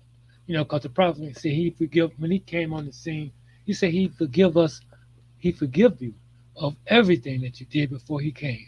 You know, so it doesn't matter if you're in an organization that's even the Masons, you know, that have taken oaths. You know what I mean? But when we did those things, it was because we didn't know. You know, we were asleep. And that's what it's all about, being awakened. You know what I mean? Removing that Maya. Maya is looking at what is falsehood and calling it real, and looking at what's real and calling it falsehood. So, I mean, just a powerful situation here. Um, yeah, and I can go on. You know what I mean? As a matter of fact, I can even speak on some of our class tonight. Our class was, we have a class called Education and Truth. And the subject was Allah sent me here. And we know that that's in reference to our prophet, but also we, Allah sent us here. You know what I mean? Because we are a thought of Allah. What is a prophet? A prophet is a thought of the great God. And we are also a thought of the great God, but we have to come into that realization. You know what I mean? That's why we have to study. We have to study this self. And you know, as quiet as it's kept, this self has all the answers. All the answers are within itself. You know, they studied itself. I mean, the Europeans study us in particular. You know what I mean? Just about every invention that he's got, we we did it, but we didn't, you know, really get the credit for it. You know, because in anything that we come up with, you know, what I mean, in this in long as we're under his assumable jurisdiction, he's going to take credit for it. You know what I mean? So we have to, you know what I mean, come together and be a part of our own government. That's the only way out.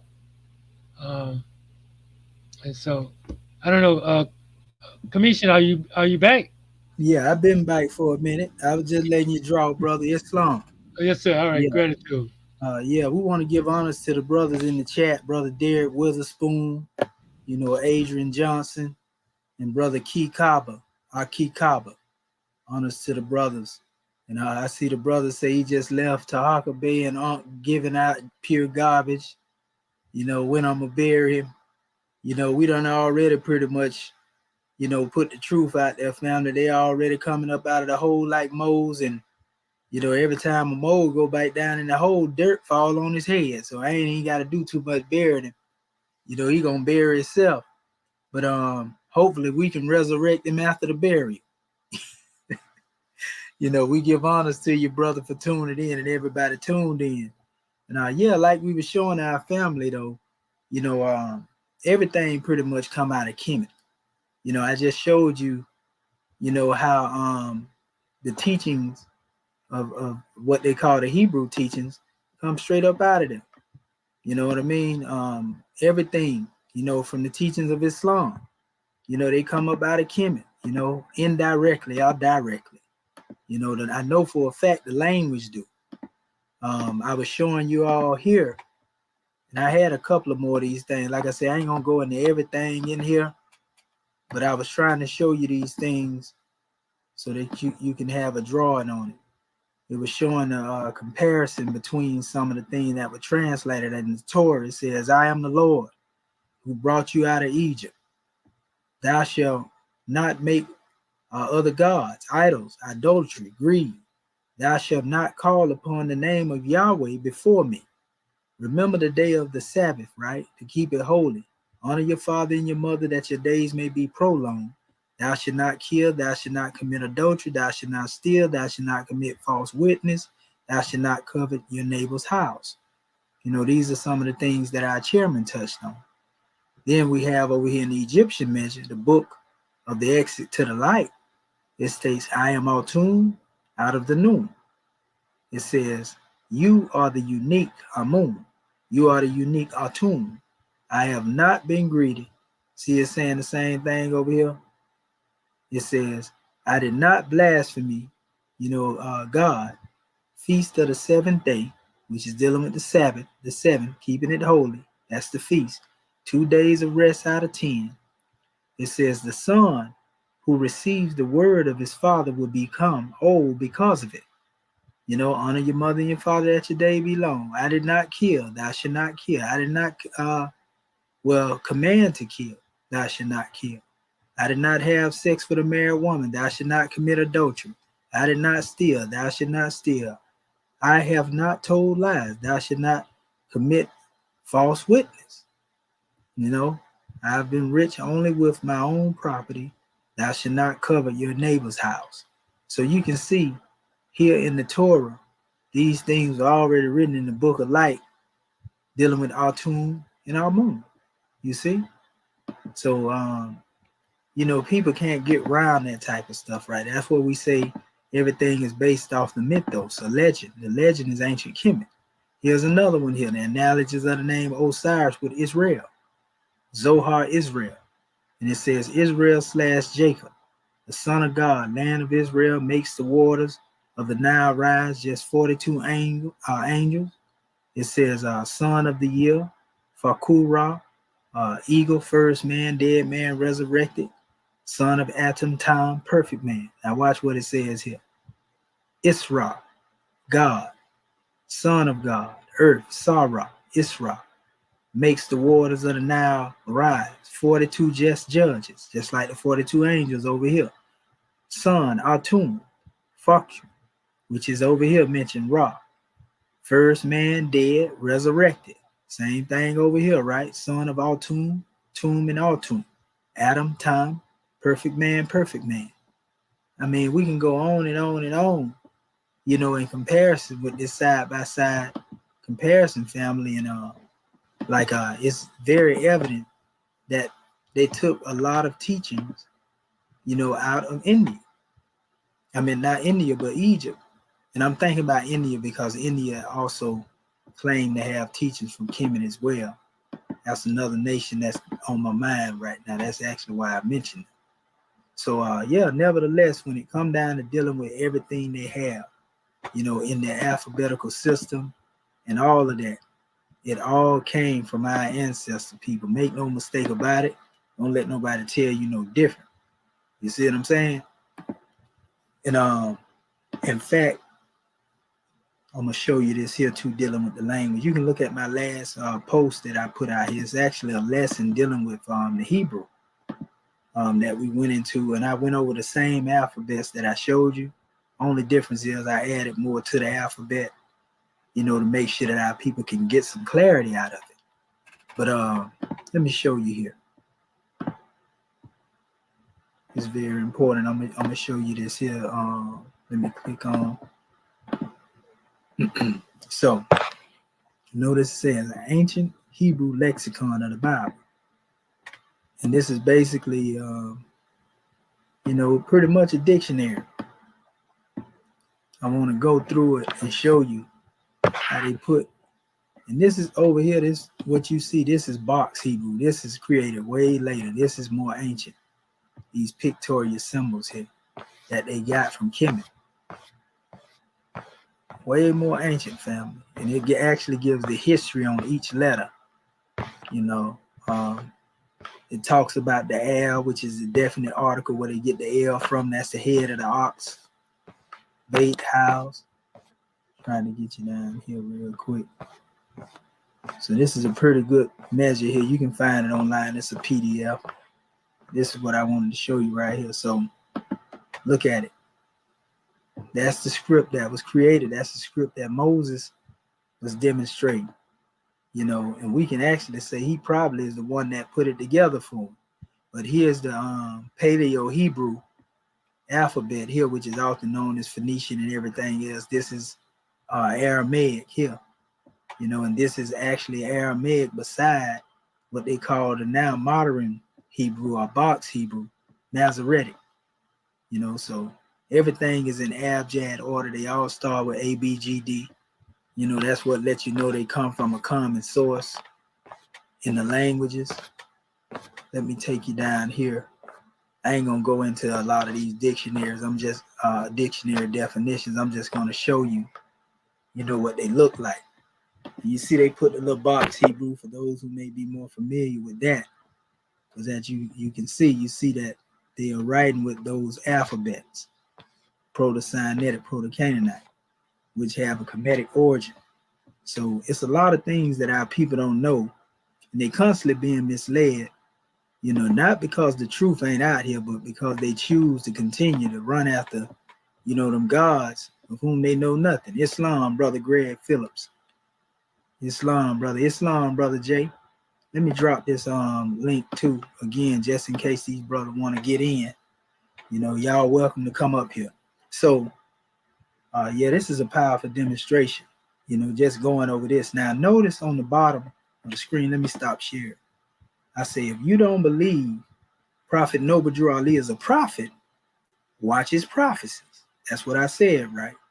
And that's what I want to touch on, because that's what proves a prophet more than anything. This is coming from the Book of the Fire, a Book of Fire, Exhuming of a Nation, written by a chairman. As you can see, this is like the convention where you see the prophet standing. That's the same picture with Elijah Muhammad standing right there too. It ain't strange. If you you're not sharing anything, right? Oh, let me open it up. Thank you, brother. That's okay. I did this the other day. I do it with the quickness. Think I'm sharing, and then next thing I ain't sharing nothing. We don't want to do the people like that tonight. We want to make sure they get it.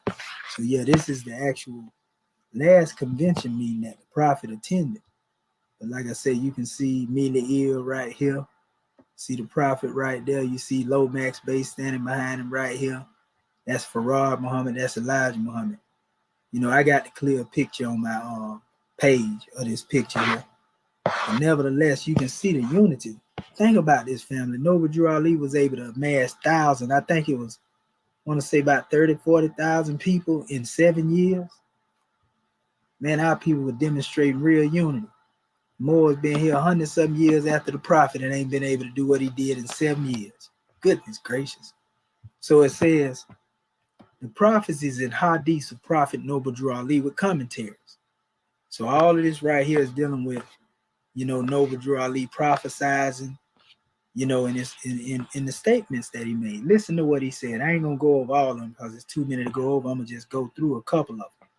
Now, as you know, the source where we got these from, these are the prophecies and hadiths of Noble Drew Ali as transcribed in 1972 to Minister Elihu N. Pleasant Bay, Nathaniel Pleasant Bay, by Dr. Rufus German Bay. That's R. German Bay, his teacher, divine minister, personally ordained by Noble Drew Ali. The Prince of Peace was taught directly by the prophet, and that's who taught the chairman. So the Prince of Peace was an adept, and he taught the chairman. He was the one that took the chairman through the chambers. So it says the holy prophet's name, status, and statement shall be isolated by bold letters. Now remember, a prophet is identified by what he prophesied. So listen to some of the things he said. This is the first thing he said. If you doubt that I'm a prophet, watch my prophecies. That's what Noble Drew Ali said. So it said the Moorish Americans are a true nation of people. We're going to go through some of these prophecies, not all of them, but we're going to get into this demonstration. Just listen to what he actually taught. For example, this is not just this ain't a particular prophet. It's just an oral statement, but it's still some prophetic warning to it. He said, I forgave you for everything. He said, everything that you did before I came. Now you are responsible for your deeds now, right?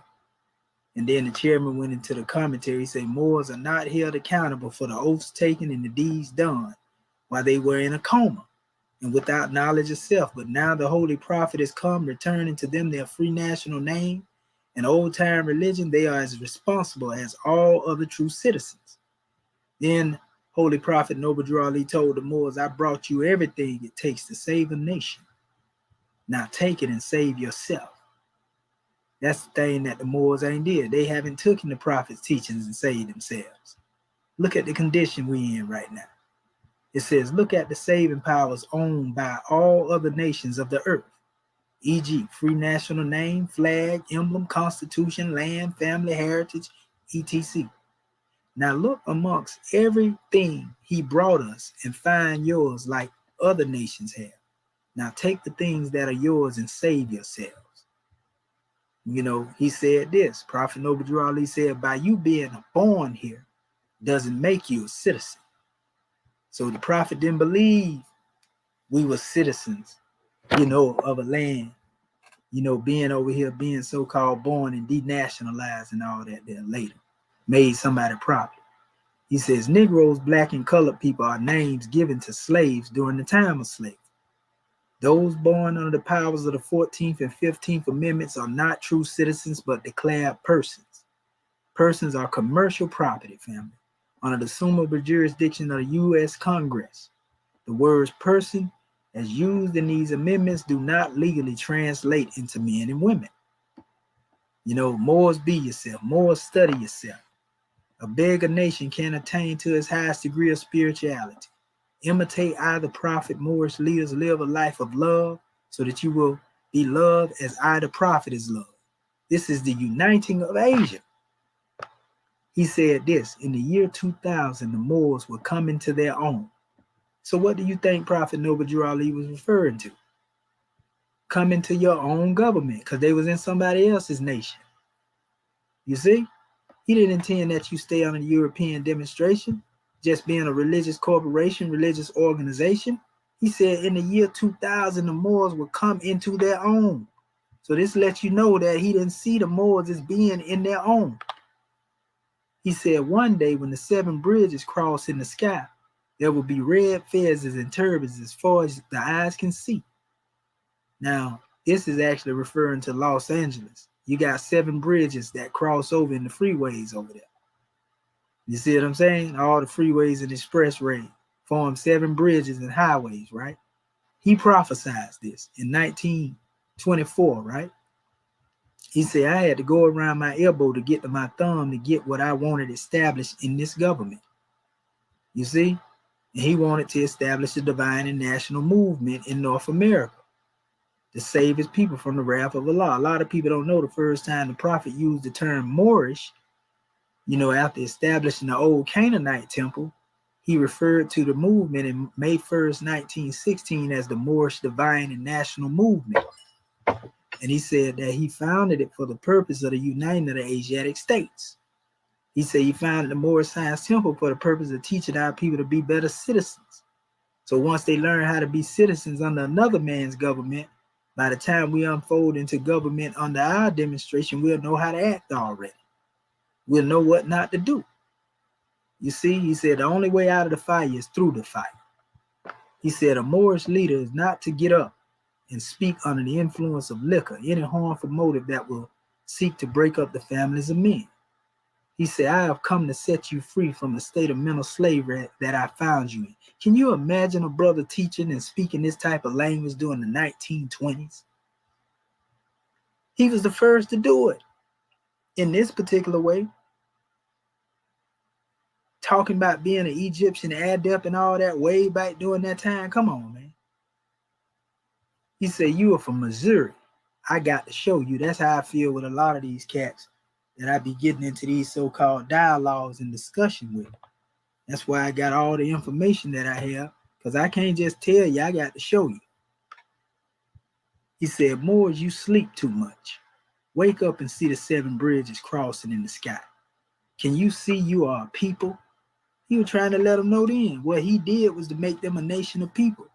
Stop thinking they just a religious corporation and get ready to prepare us who are here now, to come into this. Had the Moors not dropped the ball years ago, we'll be further along than we are now.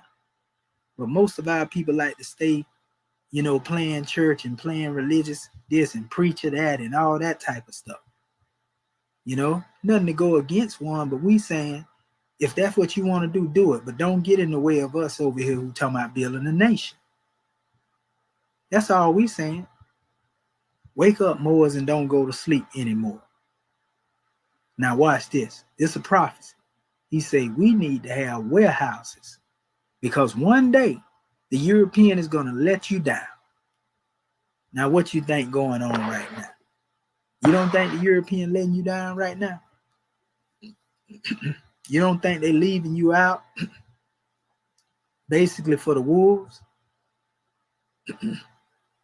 So it says the times that have been won't be no more.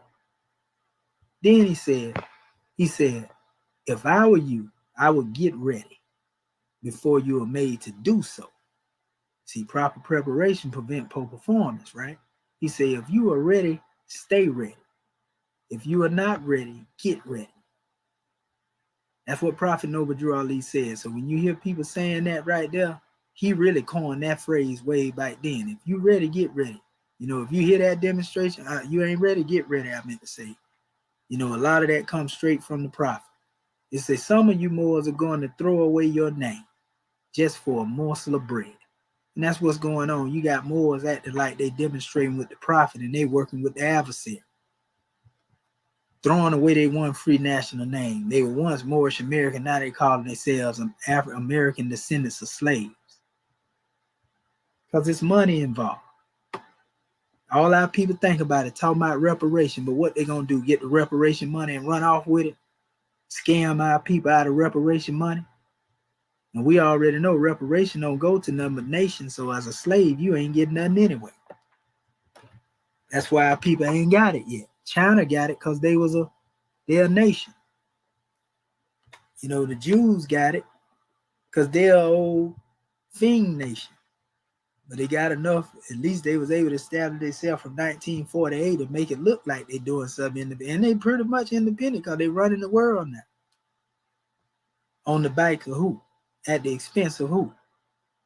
It says, before the European came here, the bananas were large and grapes were 4 in hand. It took 2 men with hand sticks to carry 1 bunch of grapes. He said the Moors were living up and down the Mississippi River before the European man came here. See there? Watch this. He said Europeans went to the Moroccan government and asked for permission to come over here to northwest of Mexico to develop this land, and they were given a 50-year mandate to do so. Then the Europeans went to an old sheik and asked him to give them some people to help them to develop this land. And the sheik told him, take those Moors because they ain't gonna do anything. This is talking about Muhammad, Sultan Muhammad. You know, that was the Sultan in Morocco at that time. Sold us to George Washington. That's why we tell you it wasn't the Moors that enslaved nobody. It was the Moroccans that enslaved the Moors. For those who don't have it, FYI. It says the European is going to have to pay our people off for the work they did in slavery and pay off in compound interest. Now watch him go to prophesizing again. He said one day the Europeans are going to lock up food in warehouses, put soldiers around them, guard them, and you will go anywhere he says to get something to eat. You don't think you're living in that time right now where you can't eat what you want to eat? You notice the shelves ain't stocked up. If you go out there, you see police in front of the grocery store with their lights on. I know that's how they doing it here. I don't know about nowhere else. It says one day you will go to the store and there will be soldiers with their guns with bayonets on, and they will not let you enter. They will order you to move on. You seen during the time of all this pandemic how crazy they were going. They were demonstrating like that. Say one day the European is going to let you down. You're going to have to put up a 90-day supply of food to last you until your brothers come to your rescue from the east. Then he said, children, you at home. The European is 3,000 miles from home, and he's going to have to take some water. You know, at some time, the European is going to have to lead this particular side of the world, is what Prophet Noble Drew Ali say. And that's when we wake up and we reclaim the land. But as long as we think we Negro, black people, colored people, and all this stuff here, you know, they're going to continue to rule. All we have to do is embrace our one free national name that connect us to this land as natives. And that will free us overnight. But our people so ignorant, they done been so misled by information in the media to where they fight against their own salvation and they don't even know it. It says one day you're going to smell the European before you see them in boxcars going back to Europe. The European would not be able to remove all the wealth from the land. After he goes back to Europe, mountains of gold will be revealed to the Moors. Prophet Muhammad also prophesied about that mountain of gold. But it says when the Europeans go back to Europe, the climate will go back to what it used to be. Because as we can see now, it's a lot of hot weather in the north and warm weather. Hot weather in the north and cold weather in the south. At times when it shouldn't be. When we get cold, it's really cold. Colder than normal down here. We getting a little snow and everything here. Seem like some polarities done been shifted, so to speak. But it says, I like good peas and beans. I'm going to save 8% of the Europeans because they are good farmers. Prophet Noble Drew Ali said, if the European be just, they would have an Asiatic vice president, which he did.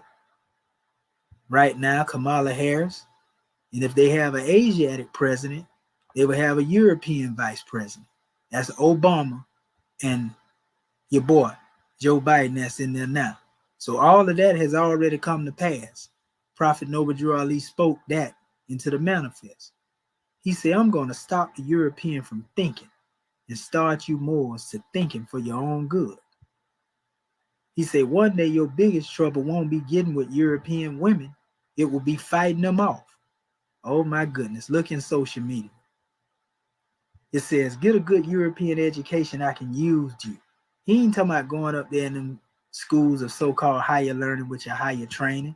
He's saying learn from what they demonstrate. Be educated by what they're doing, and he can use you. But if you think their way is the way, and you don't believe in the way of liberating yourself, he can't use you. He also, they said Prophet Noble Drew Ali will be speaking, and he'll jump in the air and laugh and say, Rome, 2,000 years ago, you got me, but I got you today. He said, I'm going to leave the European here just long enough to teach you how to run a government. So if he said this means his intent was for us to run a government. So for the Moors that's running around saying that the government is the United States, he would have told you that I'm leaving you here to run the United States government.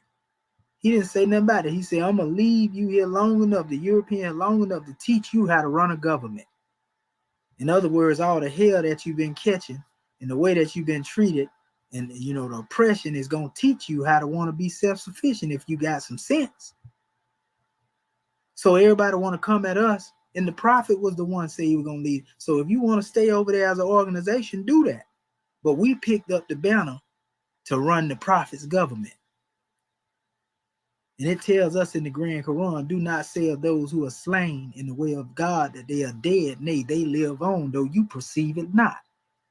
So we know Prophet Noble Drew Ali is alive and well because he himself said that he can better, deal with this enemy from the plane of soul, because there the enemy can't hide. He can better teach the people from the plane of soul. So Noble Drew Ali is still teaching us from the plane of soul. He was the one that instructed the chairman, from on high. If you don't believe this right here, this is dealing with ancestor conversation. This is tapping into your ancestors. We always believe this as an African people. You know what I mean? So the messages the chairman received, inspiration he received from the prophet to bring a flag, a seal, an emblem, and a constitution that's based off of what he already established, that's divine inspiration, family. Ain't nobody else amongst our people tried to do it this way. Everybody else was trying to be a new religions. They want to be fraternal orders, sororities, and all this other type of stuff.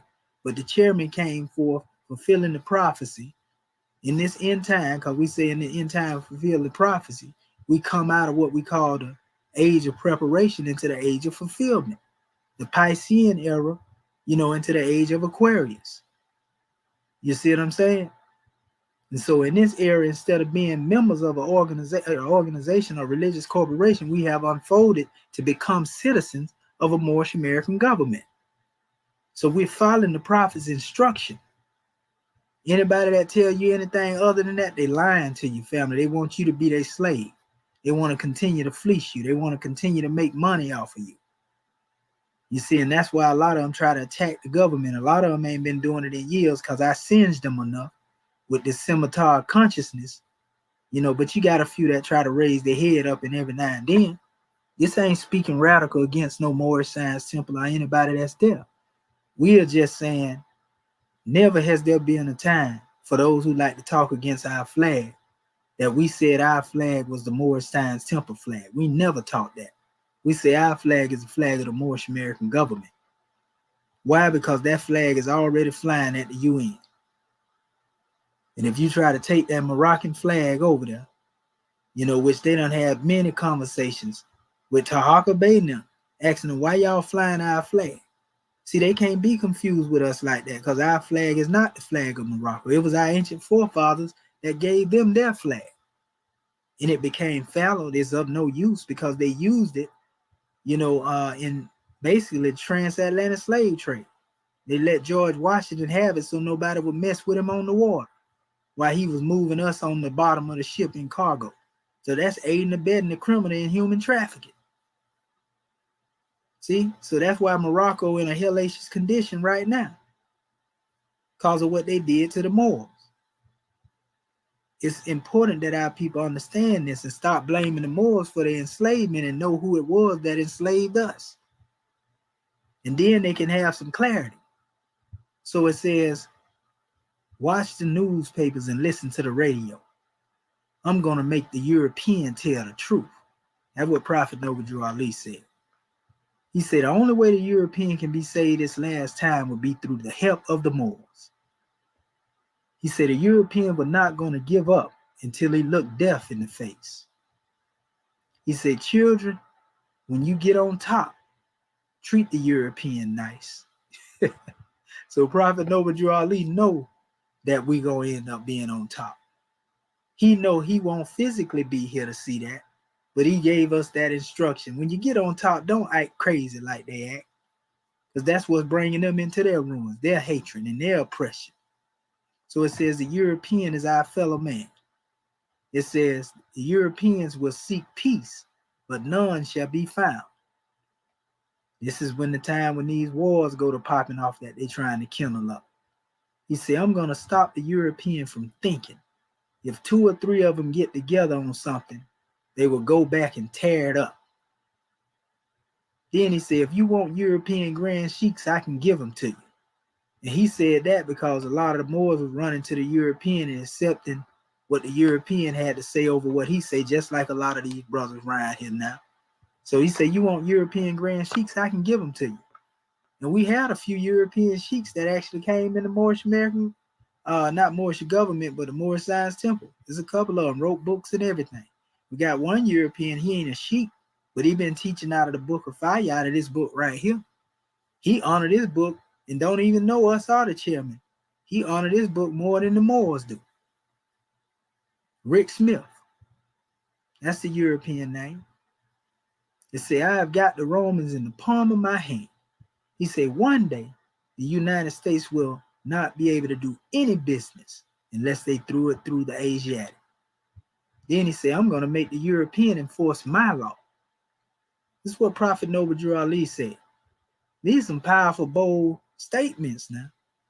You know what I mean? And he got the holy instructions here.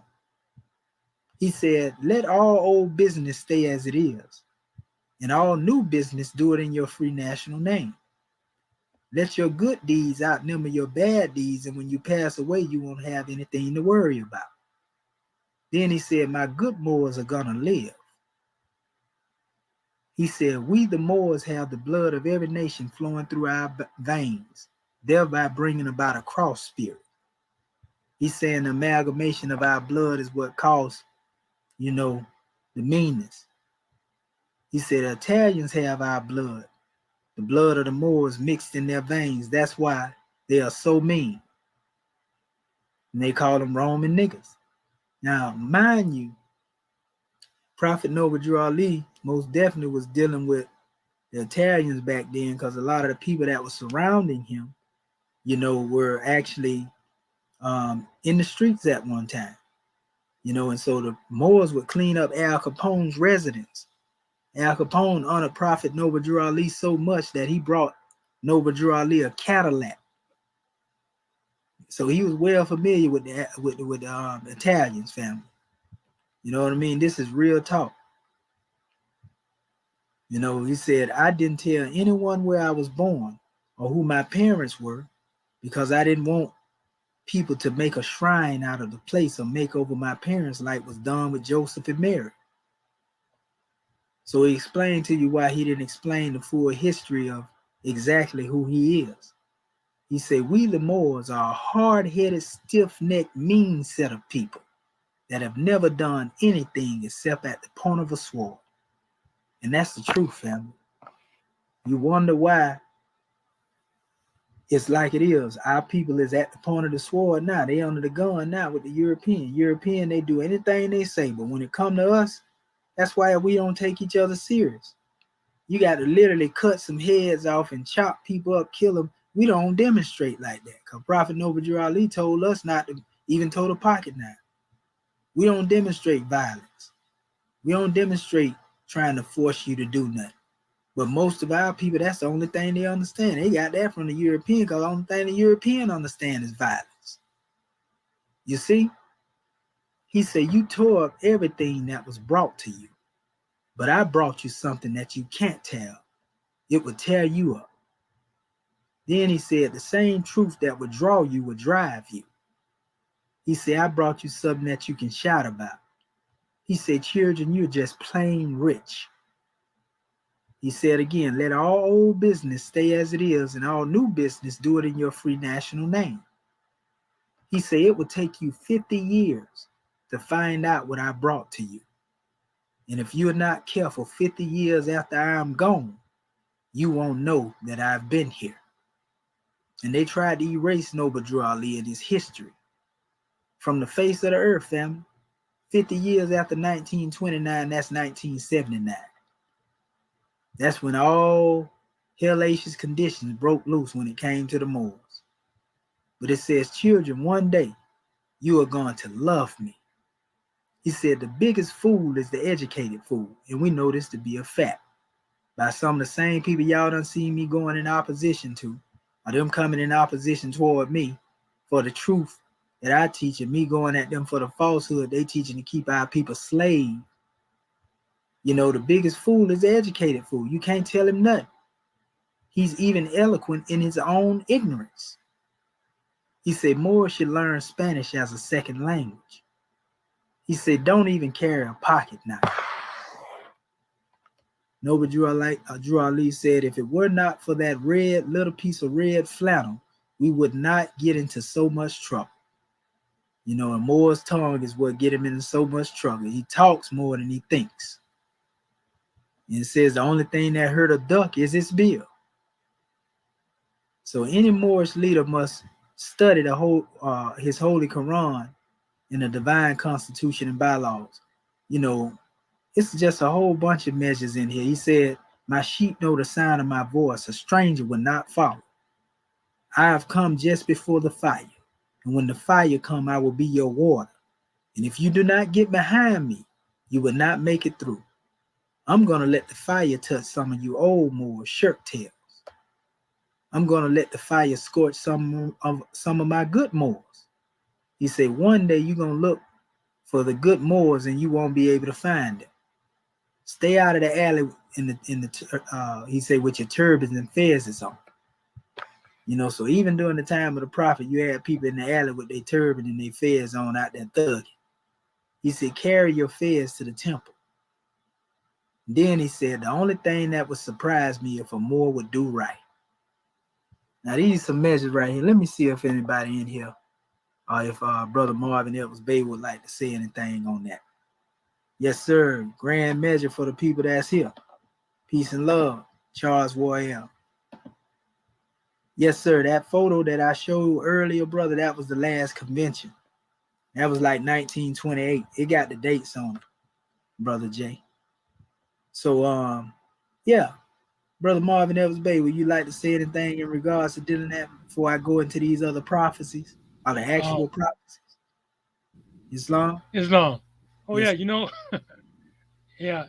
yeah, actually, when you was going over the hadith, I had spoke on some of that actually.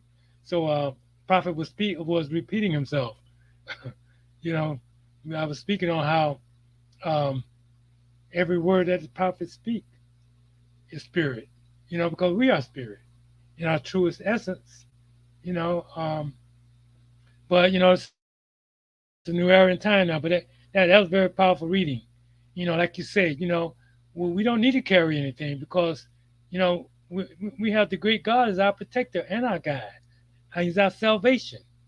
You know what I'm saying? So I mean, it's just a beautiful thing to be, you know, born in this new era and time now.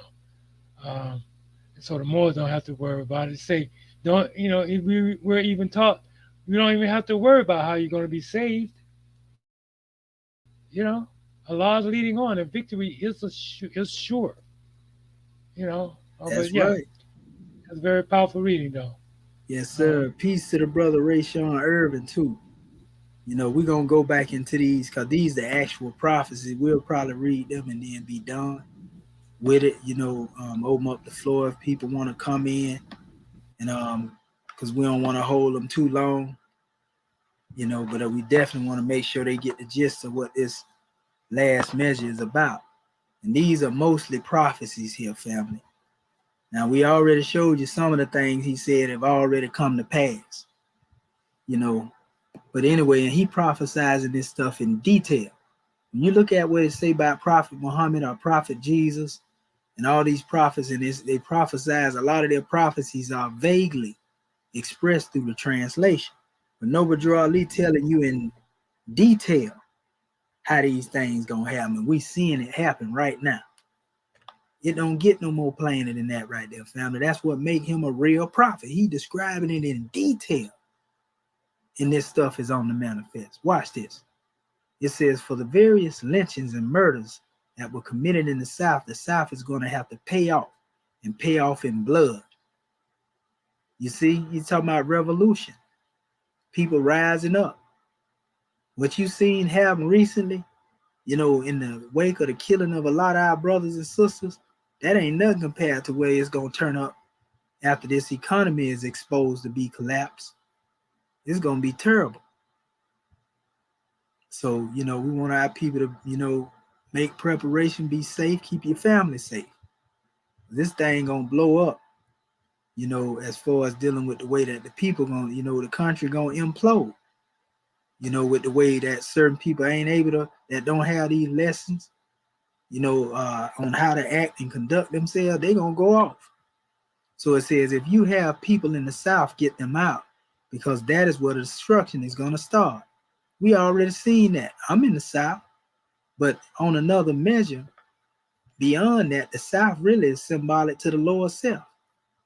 So if you got people in the lower self, get them out, because that's what's gonna cause the destruction to start.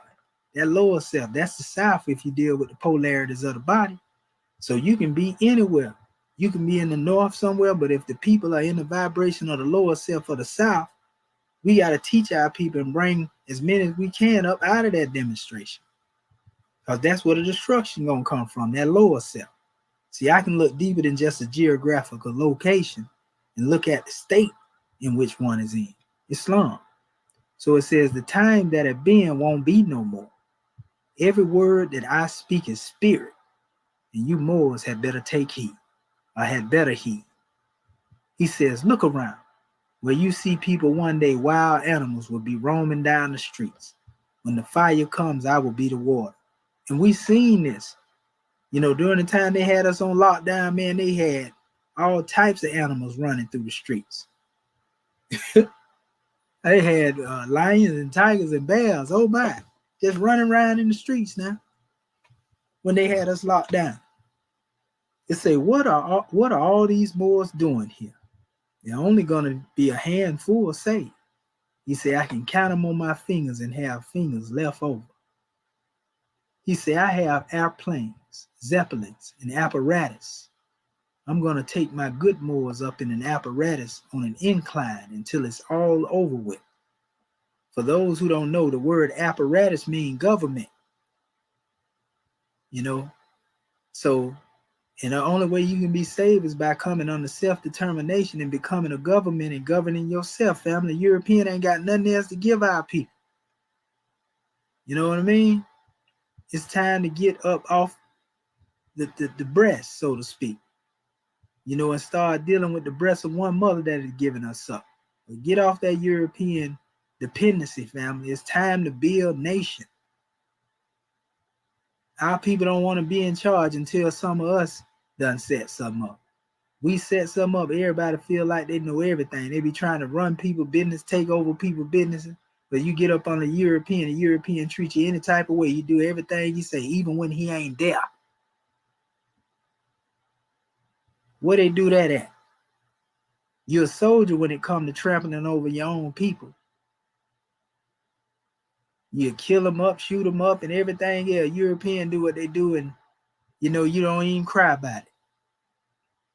He said, I'm going to take my good Moors up in an apparatus, he said it, on an incline until it's all over with. Y'all think I just be making this stuff up, though.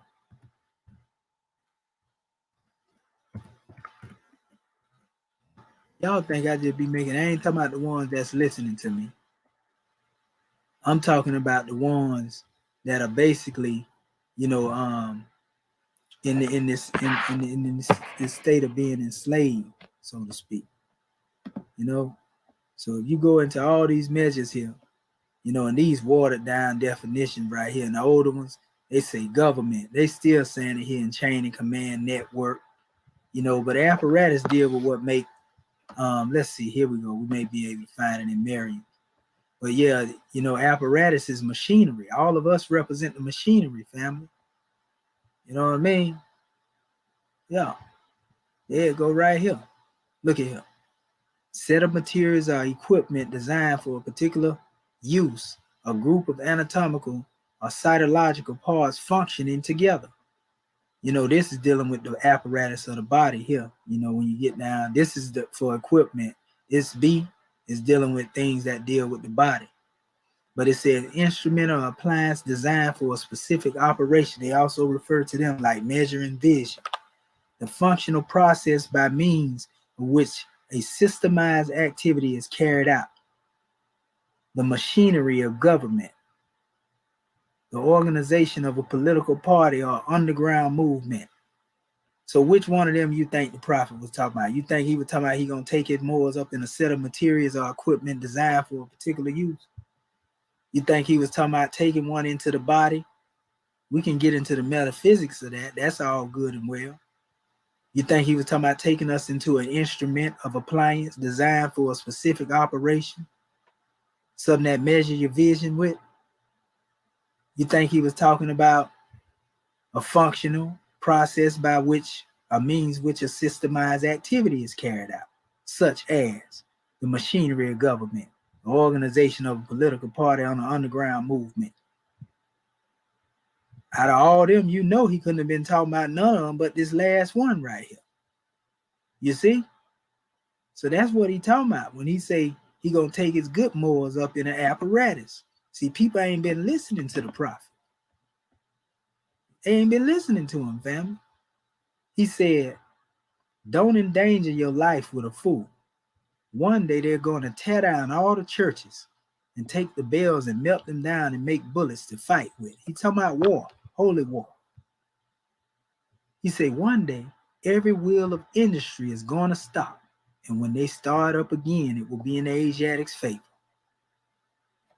When the wheel of industry stopped during the time of the COVID lockdown and came back, you see all our people out here booming. You see the youth, wealthy, everybody out here doing good. You see what I'm saying? And it ain't done yet. It's going to stay in our favor. He prophesied that, family. He said, when destruction comes, I'm going to leave enough fine buildings so that my good Moors will be able to enjoy them. Notice he keeps saying his good Moors. He said, one day, some of you old Moors are going to be so hungry that you're going to bite into your own flesh and blood will skeet out and you're going to get angry with yourself because you didn't put up enough food. He talking about now, family. Prophet Noble Drew Ali was saying this over 100 and some odd years ago, bro. Yeah, in detail now he prophesizing this stuff. He said the Moors were once a seafaring people and fed the world. The time is going to come when we will go back and feed the world again. He letting you know that the wealth is coming. All we got to do is seek the kingdom and everything else going to be added onto. We say seek the kingdom. We ain't just using that as a phrase of philosophy. We seek the kingdom there because we choose to build the kingdom. Rebuild it from its ruins. He said, I placed a ball on Babylon and it's rolling down. And anyone that gets in the way is going to be ground to powder. Then he say, I'm going to repeat myself. He wasn't talking about saying the same thing over and over with. He was talking about his spirit coming back through his grand body, which we on the manifest right now. Not just one or two individuals, but the whole grand body. We are the apparatus that he is working through from the plane of soul. Truth be told. So it says things are going back to the horse and buggy days. Make America great again, huh? Some people want to see you in chains. Ain't that the horse and buggy days? He said, I have detectives everywhere. He said, when I raise my floodgate, it's going to take 16 secretaries to write down the names. And he talking about everybody that's going to finally come into his government, finally come into the nation. This is what Prophet Noble Drew Ali prophesies. He said, I'm doing the East right now. And I'm going to have to go and straighten out the East. And then I will end up in the West. The West will be the easiest. He said, you will be able to lie down and sleep and wake up in peace. He said, this will be just a breakfast fight. By the time you eat breakfast, it will be all over with. Prophet Noble Drew Ali had a way with words. Simplicity in words, though. Wisdom in them, though. He said, I was given a high name over there. And the chairman put in Mecca, but you cannot use it over here. Be good Moors, and I will hand it down to you. See, this is what people like to say. His name wasn't El Sharif Abdul Ali. But all the elders I see, including a couple of other bodies, say his name is Sharif Abdul Ali. Tahaka Bey is the only one that say Prophet Noble Drew Ali name ain't El Sharif Abdul Ali. But he say he believe in what the prophets say. So if you got hadiths right here where the prophet is telling you he was given a high name over there, but you can't use it over here, you know that name wasn't Noble Drew Ali, like they would suggest. He say, be good Moors and I hand it down to you. He gave that name to those who were adepts. He gave it to the Prince of Peace, and the Prince of Peace gave it to the chairman, and so forth and so on. They was good Moors. You see? He said, one day blood is going to flow in the streets up to the horse's brow. A horse's brow. One day, and we see our people killing each other and slaughtering each other out here like it at 90 going north right now. We see murder going on every time we turn the TV on. It said one day bombs are going to fall so that they won't miss a spot as wide as my shoe. He said you're going to need a basement to hide in. So Prophet Noble Drew Ali telling us, man, it's going to get that bad. You know, where it's going to be full-scale warfare. Nobody never really invaded over here. But it's going to come a time, family, if we still on the manifest, it's going to get there. And we're going to be looking just like how they be in them videos in Saudi Arabia and Palestine. We're going to be in the same condition like some of them. That's a sad thing. So we got to get ready, family. We got to get our people on point, man. Especially if we got seeds and babies. So it says, I have the world in a jug and a stop in my hand. I have the Asiatic and I have the European. I have the silver and I have the gold. Powerful. Powerful. He said, one day people are going to be so hungry that the only way that you will be able to turn them away will be at the point of a gun. We living in that time now, family. You see, they done changed the gun laws. You know, they got it where anybody can own one. They say if somebody come to your home, then you figure out what type of force you want to use. Don't that sound like what Prophet Noble Drew Ali said? In detail, he prophesied this. He said, I have mended the broken wires and connected them with the higher powers. And he was really talking about us. the broken wires in our minds, that the conduit, so to speak, that causes us to have a spark of being awakened. He said he mended them wires. He done fixed them and connected them with the higher powers. He said, how many of you can do something? And the chairman put here, work magic. He said, some of the Moors stood up, and the prophet pointed his finger at them and said, I'm going to kill you all. It says, when a prophet speaks, that is a message from Allah. And the holy prophet Muhammad said, the sorcerer will not enter paradise.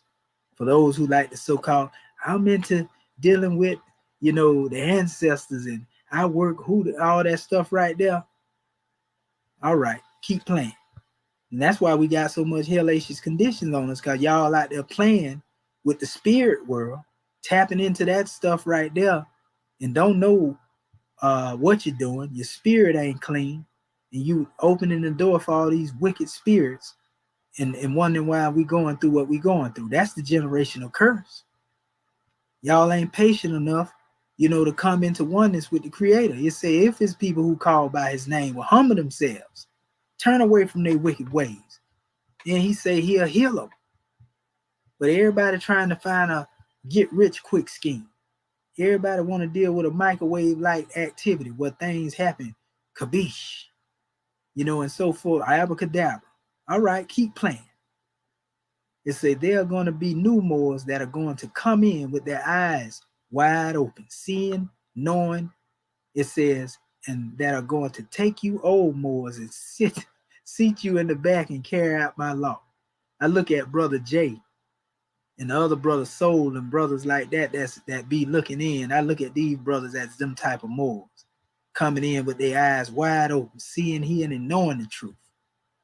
I'm a new Moor, and new Moor really don't have to do with your age. It has to do with the thought pattern. Do you still have that old slave thought pattern, slave mentality? Or do you have a new thought pattern that deal with liberation and freedom? He said, I can throw out a spirit that will make the Moors want to fight, and then throw out another spirit that will bring them back to peace. He said, the climate is going to change. The cold weather will be in the south and the warm weather will be in the north. We definitely seen this right here happen. He said, I brought you your nationality, your religion, the title to your vast estate. What do you want me to do? Kill you? That sure that Prophet Noble Drew Ali would get fed up with some of the Moors that was up there acting crazy. The dirty Moors that exist during his time. He said, I'm going to burn up sin, root and branch. He said, money will be burnt in the streets, and we won't be able to buy much. And when I put my spirit in the streets, you won't be able to sell your car for 25 cents. This ain't no ordinary, no Prophet Noble Drew Ali wasn't the ordinary family. Way back in the 1920s talking like this. This wasn't ordinary conversation, family. Can you imagine how ahead of time and golly, our people now just catching up. But he was talking like this 100 years ago. Goodness gracious. He said, Allah alone guides the destiny of this divine and national movement. The Moors once ruled the world, now get ready to rule it again. But this time it's going to be done on love, truth, peace, freedom, and justice. Now watch this. He said, one day, all of the property is going back to the government. He wasn't talking about Moorish American Muslim, because we know person means property in European law. So everybody that still want to remain property in your organizations and all that, they one day you going back into slavery is what he's saying. You hear the Israelites talking about it all the time. They're going to take you back into slavery. You know what I mean? So it says, I would like to save half of the people, but I'm going to try to save a fourth of the people. There's just going to be a handful saved. I can count them on my fingers and have fingers left over. God almighty no. He said, before the end time, I'm going to low down the evil spirits and let them incarnate. He said, if someone assaults you, flee from him. If you cannot flee from him, turn around and drop the world on him. So Noble Drew Ali wasn't one that was no pushover neither. You letting it be known if somebody try to get at you, you try to walk away, but if they keep pressing on you, you give them the business. That's what Noble Drew Ali said. In the lower down of the evil spirits, what he's saying is basically it's gonna be those, because he say those who were against him 2,000 years ago are against him today. So everybody that was against Prophet Noble Drew Ali during his time, them same spirits gonna manifest amongst us. And they're in our midst right now. You see, we got a lot of these evil spirits amongst us right now, fighting against the Moors. He say we are going to be taxed to death. Now, note, it wasn't even no tax system when Noble Drew Ali come on the manifest. You know what I mean? Not to the extent it is now. He say we're going to be taxed to death, family. And what you see going on right now. He say if you are not careful, your own brothers will try to put you in slavery. That's what he said now. He said at the end of time, those that will be in the apparatus will be able to look down on earth and see people that fleeing for their life. Meaning all those who come up under the protection of their government and self-determination, they ain't going to be treated like property. But everybody that's fighting the Moors, talking about we ain't no Moors, that ain't who we is, them the ones that's going to be property, and they going to be going back under the confines of European slavery. It says you are going to be saved, but in a conflict that cannot be told in words. He said, I can tell you some things that would turn your brain to water.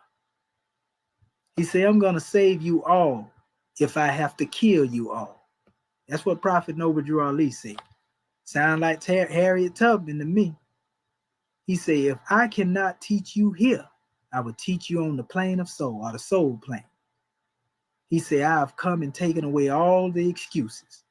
If you do not leave right with me this time, you won't be able to make it back here in human form.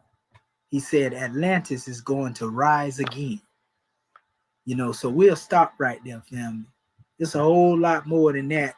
We got tons and tons of this wisdom of Prophet Noble Drew Ali speaking, to us.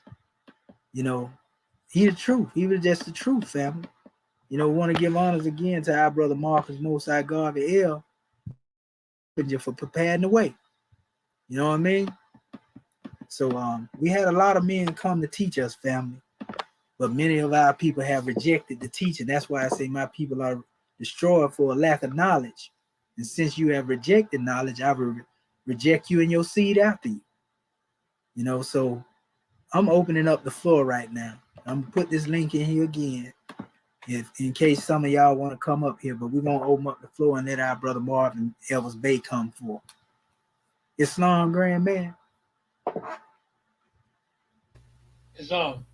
Islam, brother. Okay. Well, yeah, it's been a very powerful class. Talk about those hadiths, you know what I mean, and prophecies that our prophet, brought on the manifest. Yeah, you're right. He was way ahead of his time. He had to be. You know what I mean? He saw us in the state in which we never even imagined, but we was there. And a lot of our people are still there. Um, and that's the sad part about it. But I know, having elevated my consciousness to the level that I can see my people, just a sad state of affairs. I have family that still, look to the European, calling them God. Every time they call the European white, they call them God. Because white means purity. Dang, what's pure about those folks? And that's not to speak radical about it, just the truth. Um, and like I said, I'm just so grateful that I'm standing up for the truth. Um, putting my life on the line every day, being willing to, because what is life? If you're not free. Um, so that's what it's all about. Prophet has brought us truth so that we can be free. You know, instead of calling ourselves property. You know, our whole family property. I mean, we were there at one time, but this is a new era in time now. We don't have to be like that anymore. You know, I mean, we could think for ourselves, truly think for ourselves, not just some thoughts that, you know, like the last poet said, last loudspeaker saying, blasting in your ears, telling you something what someone else wants you to do, so to speak. You know what I mean? That's all it is. But yeah, we are thinkers. We think for ourselves. We truly think for ourselves because we have a knowledge of ourselves. You know, and we are free. That's the order of the day. You know, yeah. I just want to leave that with our brothers that's on the line. You know, come on to your most American government. It's the only government in which you can live. Islam. Or did you step off? Islam, Islamism, grand man, we give honors to you. And for the family that's out there listening, if you may not be able to cam up, that's all good. I'll come here. The link is there. But what I will ask our family in the audience, you know, um, after what you just heard, dealing with this subject matter in the end time and fulfillment of prophecies and everything Prophet Noble Drew Ali prophesies, type in your opinions on the things he prophesied about, you know, and let us put these measures up here. If you have any questions, type the questions in the inbox. We want to give honors to our family for showing up again. Brother Mecca Abdullah Proof L. Give honors to the brother. Honors to our brother Jay. Like we said, Mecca again. Honors to you, Marvin, Nathaniel Bay, Elvis Bay. The link is in the box. Honors to our family Marquise, Selassie Rob Bay, always showing up. Honors to our brother Derek Witherspoon. Peace and love. We got a lot coming, lot good coming, family. Y'all just stay tuned in. Honors to Adrian Johnson. Peace and love again. Our brother Aki Kaba, and also Greg Phillips. Honors to you. Again, Jay, that's right, we building government. Honors to our brother Ray Sean Irvin, always showing up as well. Family, we're going to keep bringing these teachings, y'all keep sharing them and getting the people to tune in. With us, we can build a nation. That's the challenge I want to put out there. You know what I mean? How many people can we get, to come in here and become a part of demonstrating self-determination? Yes, sir. How many people? And pardon self if you were trying to get in here because I didn't see you in the queue because, I'd be talking. I was coming back periodically, but I didn't see you in the queue. So we give honors to you, though, grand man, for everything you demonstrate. Praise be to Allah and honors to his holy prophet. You know what I mean? And so what I'm going to do, in closing, because like I say, we ain't holding our people all night. I just want to give honors to our family, and we're going to keep bringing these teachings to the manifest, and keep elevating the consciousness of our people, because if we don't do it, then who? I know ain't nobody else going to get out here and do this work like we doing it. You see what I'm saying? So it's mandatory. I'm looking at this like the world getting ready to, go through some big conflict right now. You know what I mean? That's how I'm seeing it. You see? And so thing is about it, our people just have to be willing to get free. So I'm going to let this demonstration fall where it may, but I'm going to let you hear from the chairman real quick. I want to start doing that too, letting you hear, some of his wisdom as we go through this measure, so who is at the head of the Moorish American government. So let me put this right here. And y'all stay tuned now. Let's see what he talking about. What we did today. Okay. How many familiar with the social caucus? Okay. Pull up the 3 and 4 bodies. Okay. 3 and 4 bodies behind. What about the railroad cars? Nobody took. Nothing one but shackles, chain, no seats, no first class, none of that. Okay. But therefore, black people that don't want to be free. Because the United States cannot rule slaves anymore. They just can't.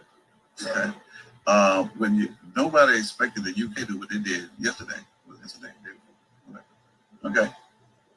But all that is the prophecy being fulfilled because the United States is right there too. Okay. The United States can no longer do the same thing it's been doing either. Especially when it comes to owning people. Okay, we are going to put the United States on Wall Street. Okay. If you were to take things off of Wall Street right now, and then form to come in, all right, the whole United States would crumble. And it would be 4 6 o'clock today. Fall. Boom. Could never rise again.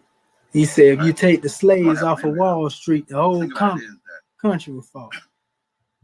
What would a slave master do without slaves?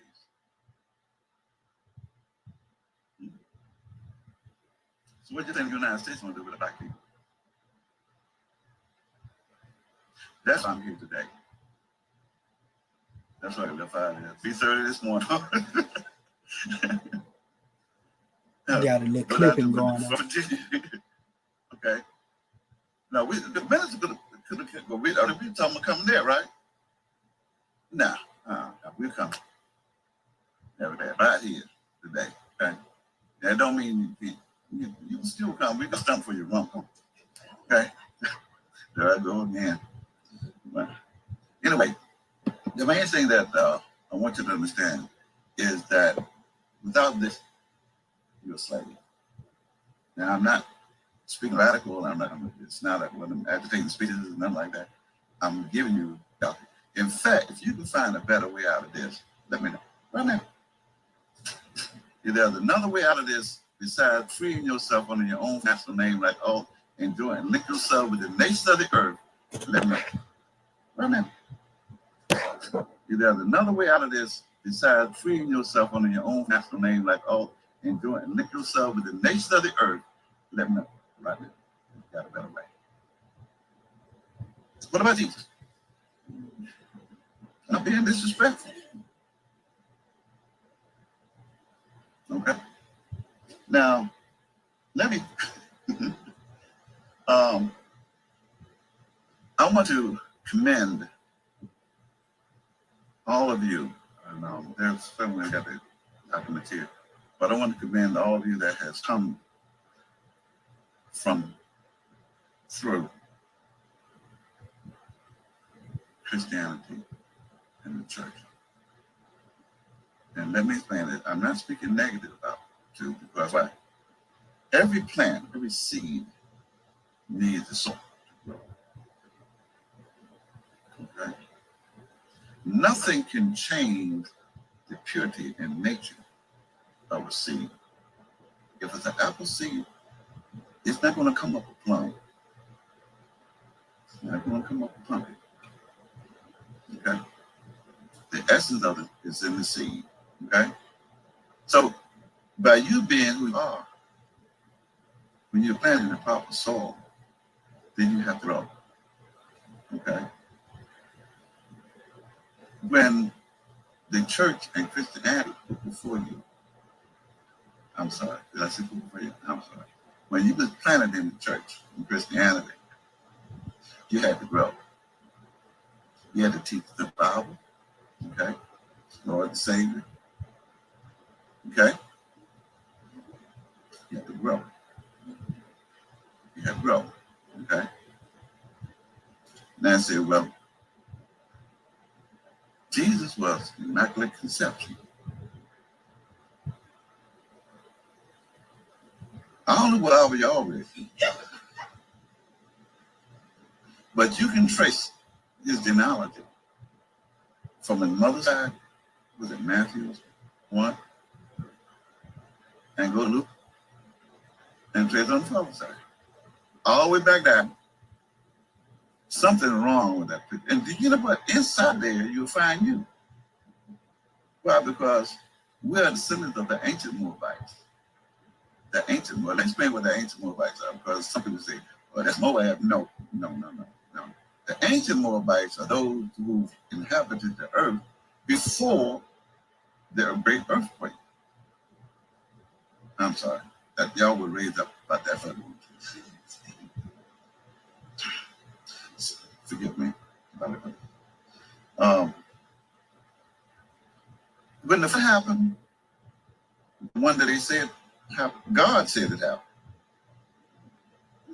He did. God said the flood happened. And when it happened, when the flood happened, the pyramid was already built. But they didn't get wet. Now I'll let you explain that one. Now let's get back to the ancient Moabites, okay? That we are descendants of. Plenty of divine constitution. We are descendants of the ancient Moabites. This means we are the first God, or the first spirit to take on human form. You see how that happened? Now listen, you're not going to do this, okay? Now, how many of y'all here just call your mother off? Y'all heard me.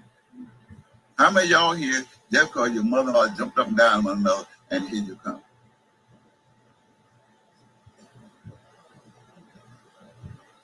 Oh, y'all know who made you then. Oh, okay. So it says about that in the Bible too, don't it? About breath, the nostrils, the breath, and it was the nostrils got two things. So that means the two things, the soul, the spirit and the soul. That means the God and the soul. And then that went into the body and it became a living thing. So what the parents did, they gave you the body. But like we said earlier, flesh can't think it, bones can't breathe. And hey, okay?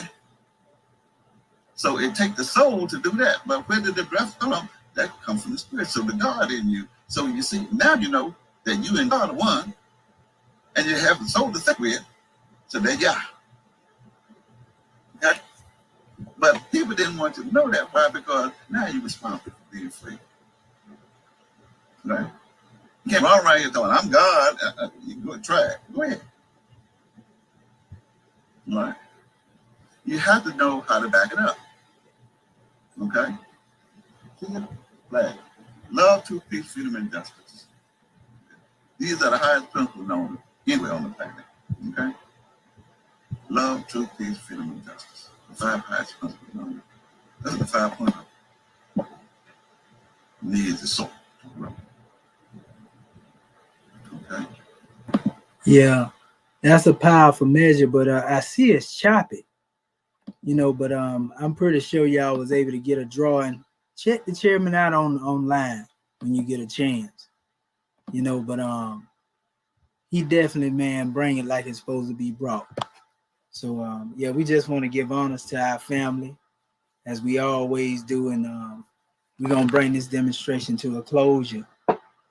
Don't forget, if you want to get hold to the Book of Ali, just email me at egyptianadept@gmail.com. We'll get a copy out to you, through the email, and all is well, all is well. And we just encourage you, family, stay on point, protect your family and protect yourself. When it comes to putting security on what you love, and I'm saying stay prayed up. You see? So gratitude, family, peace, love, and law at all costs. Islamism without the schism.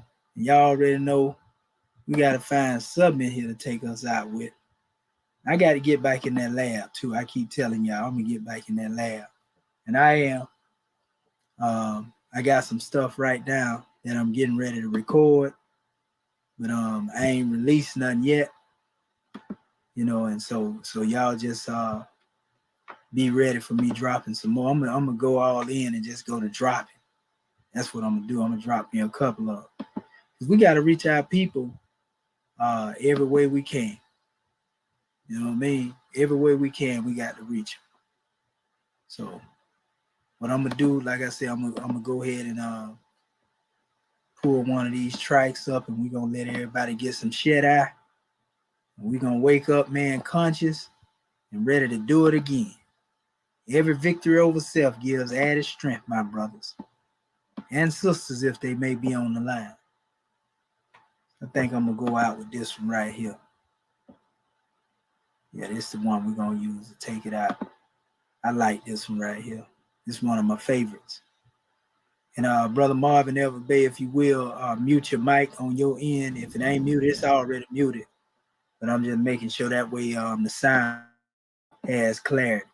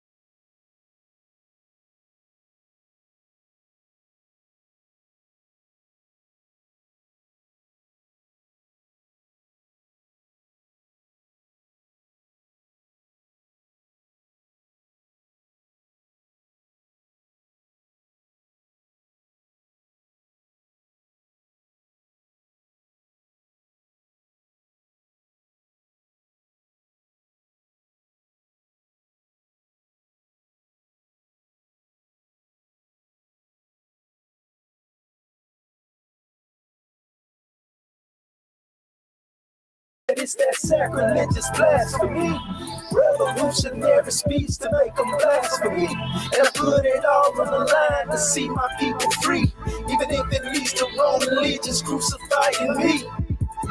Yeah, it's that sacrilegious blasphemy, revolutionary speech to make them blasphemy, and I put it all on the line to see my people free, even if it leads to Roman legions crucifying me. Blood diamonds in our veins, so we breathe free. Every nigga's a potential donor for a small fee. Over the years, I gave my blood, my sweat and tears. Upright, independent, and fearless, and it's all clear. They wanna see me on my knees with my hands out, but I refuse to be your pickaninny chasing clout. Your favorite rapper, honor master, he's a faithful slave. Phallus worshiping pagan rights for minimum wage. And I say the things that these house niggas wanna say. Can't cancel me cause I'm the culture, watch me lead the way.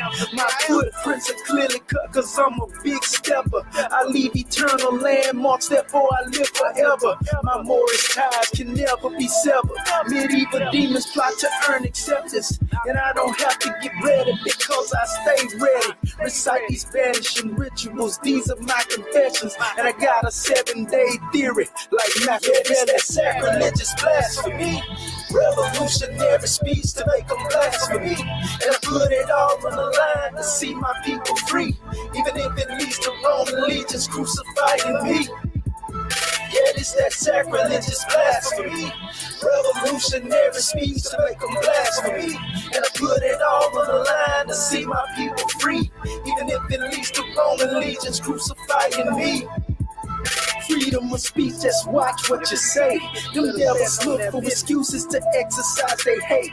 And soundbite manipulation justify the case. A pig's only agenda is to control our fate. So many snakes and I miss silent hissing like Judas, filled in malice and greed, but still I see through them. And I can see it in their eyes, they pray for my demise. A crown of thorns upon my head, but yet I hold it high. And I walk with purpose and pride in every step I strive, cause I made a vow to the ancestors to ride or die. So I bear the burden of many spirits and lost souls. Held captive within the struggle as I unfold. They hold the stripes on my back, look at my broken flesh. I'm speaking truth to power into my last breath. I hear true legends never die, and now I'm legendary. And I live forever through these lyrics, even when I'm buried. Yeah, this that sacrilegious blasphemy. Revolutionary speech to make them blasphemy. And I put it all on the line to see my people free. Even if it leads to Roman legions crucifying me. Yeah, this that sacrilegious blasphemy. Revolutionary speech to make them blasphemy. And I put it all on the line to see my people free. Even if it leads to Roman legions crucifying me. Yeah, this that sacrilegious blasphemy. Revolutionary speech to make them blasphemy. And I put it all on the line to see my people free. Even if it leads to Roman legions crucifying me. Yeah, this that sacrilegious blasphemy. Revolutionary speech to make them blasphemy. And I put it all on the line to see my people free. Even if it leads to Roman legions crucifying me.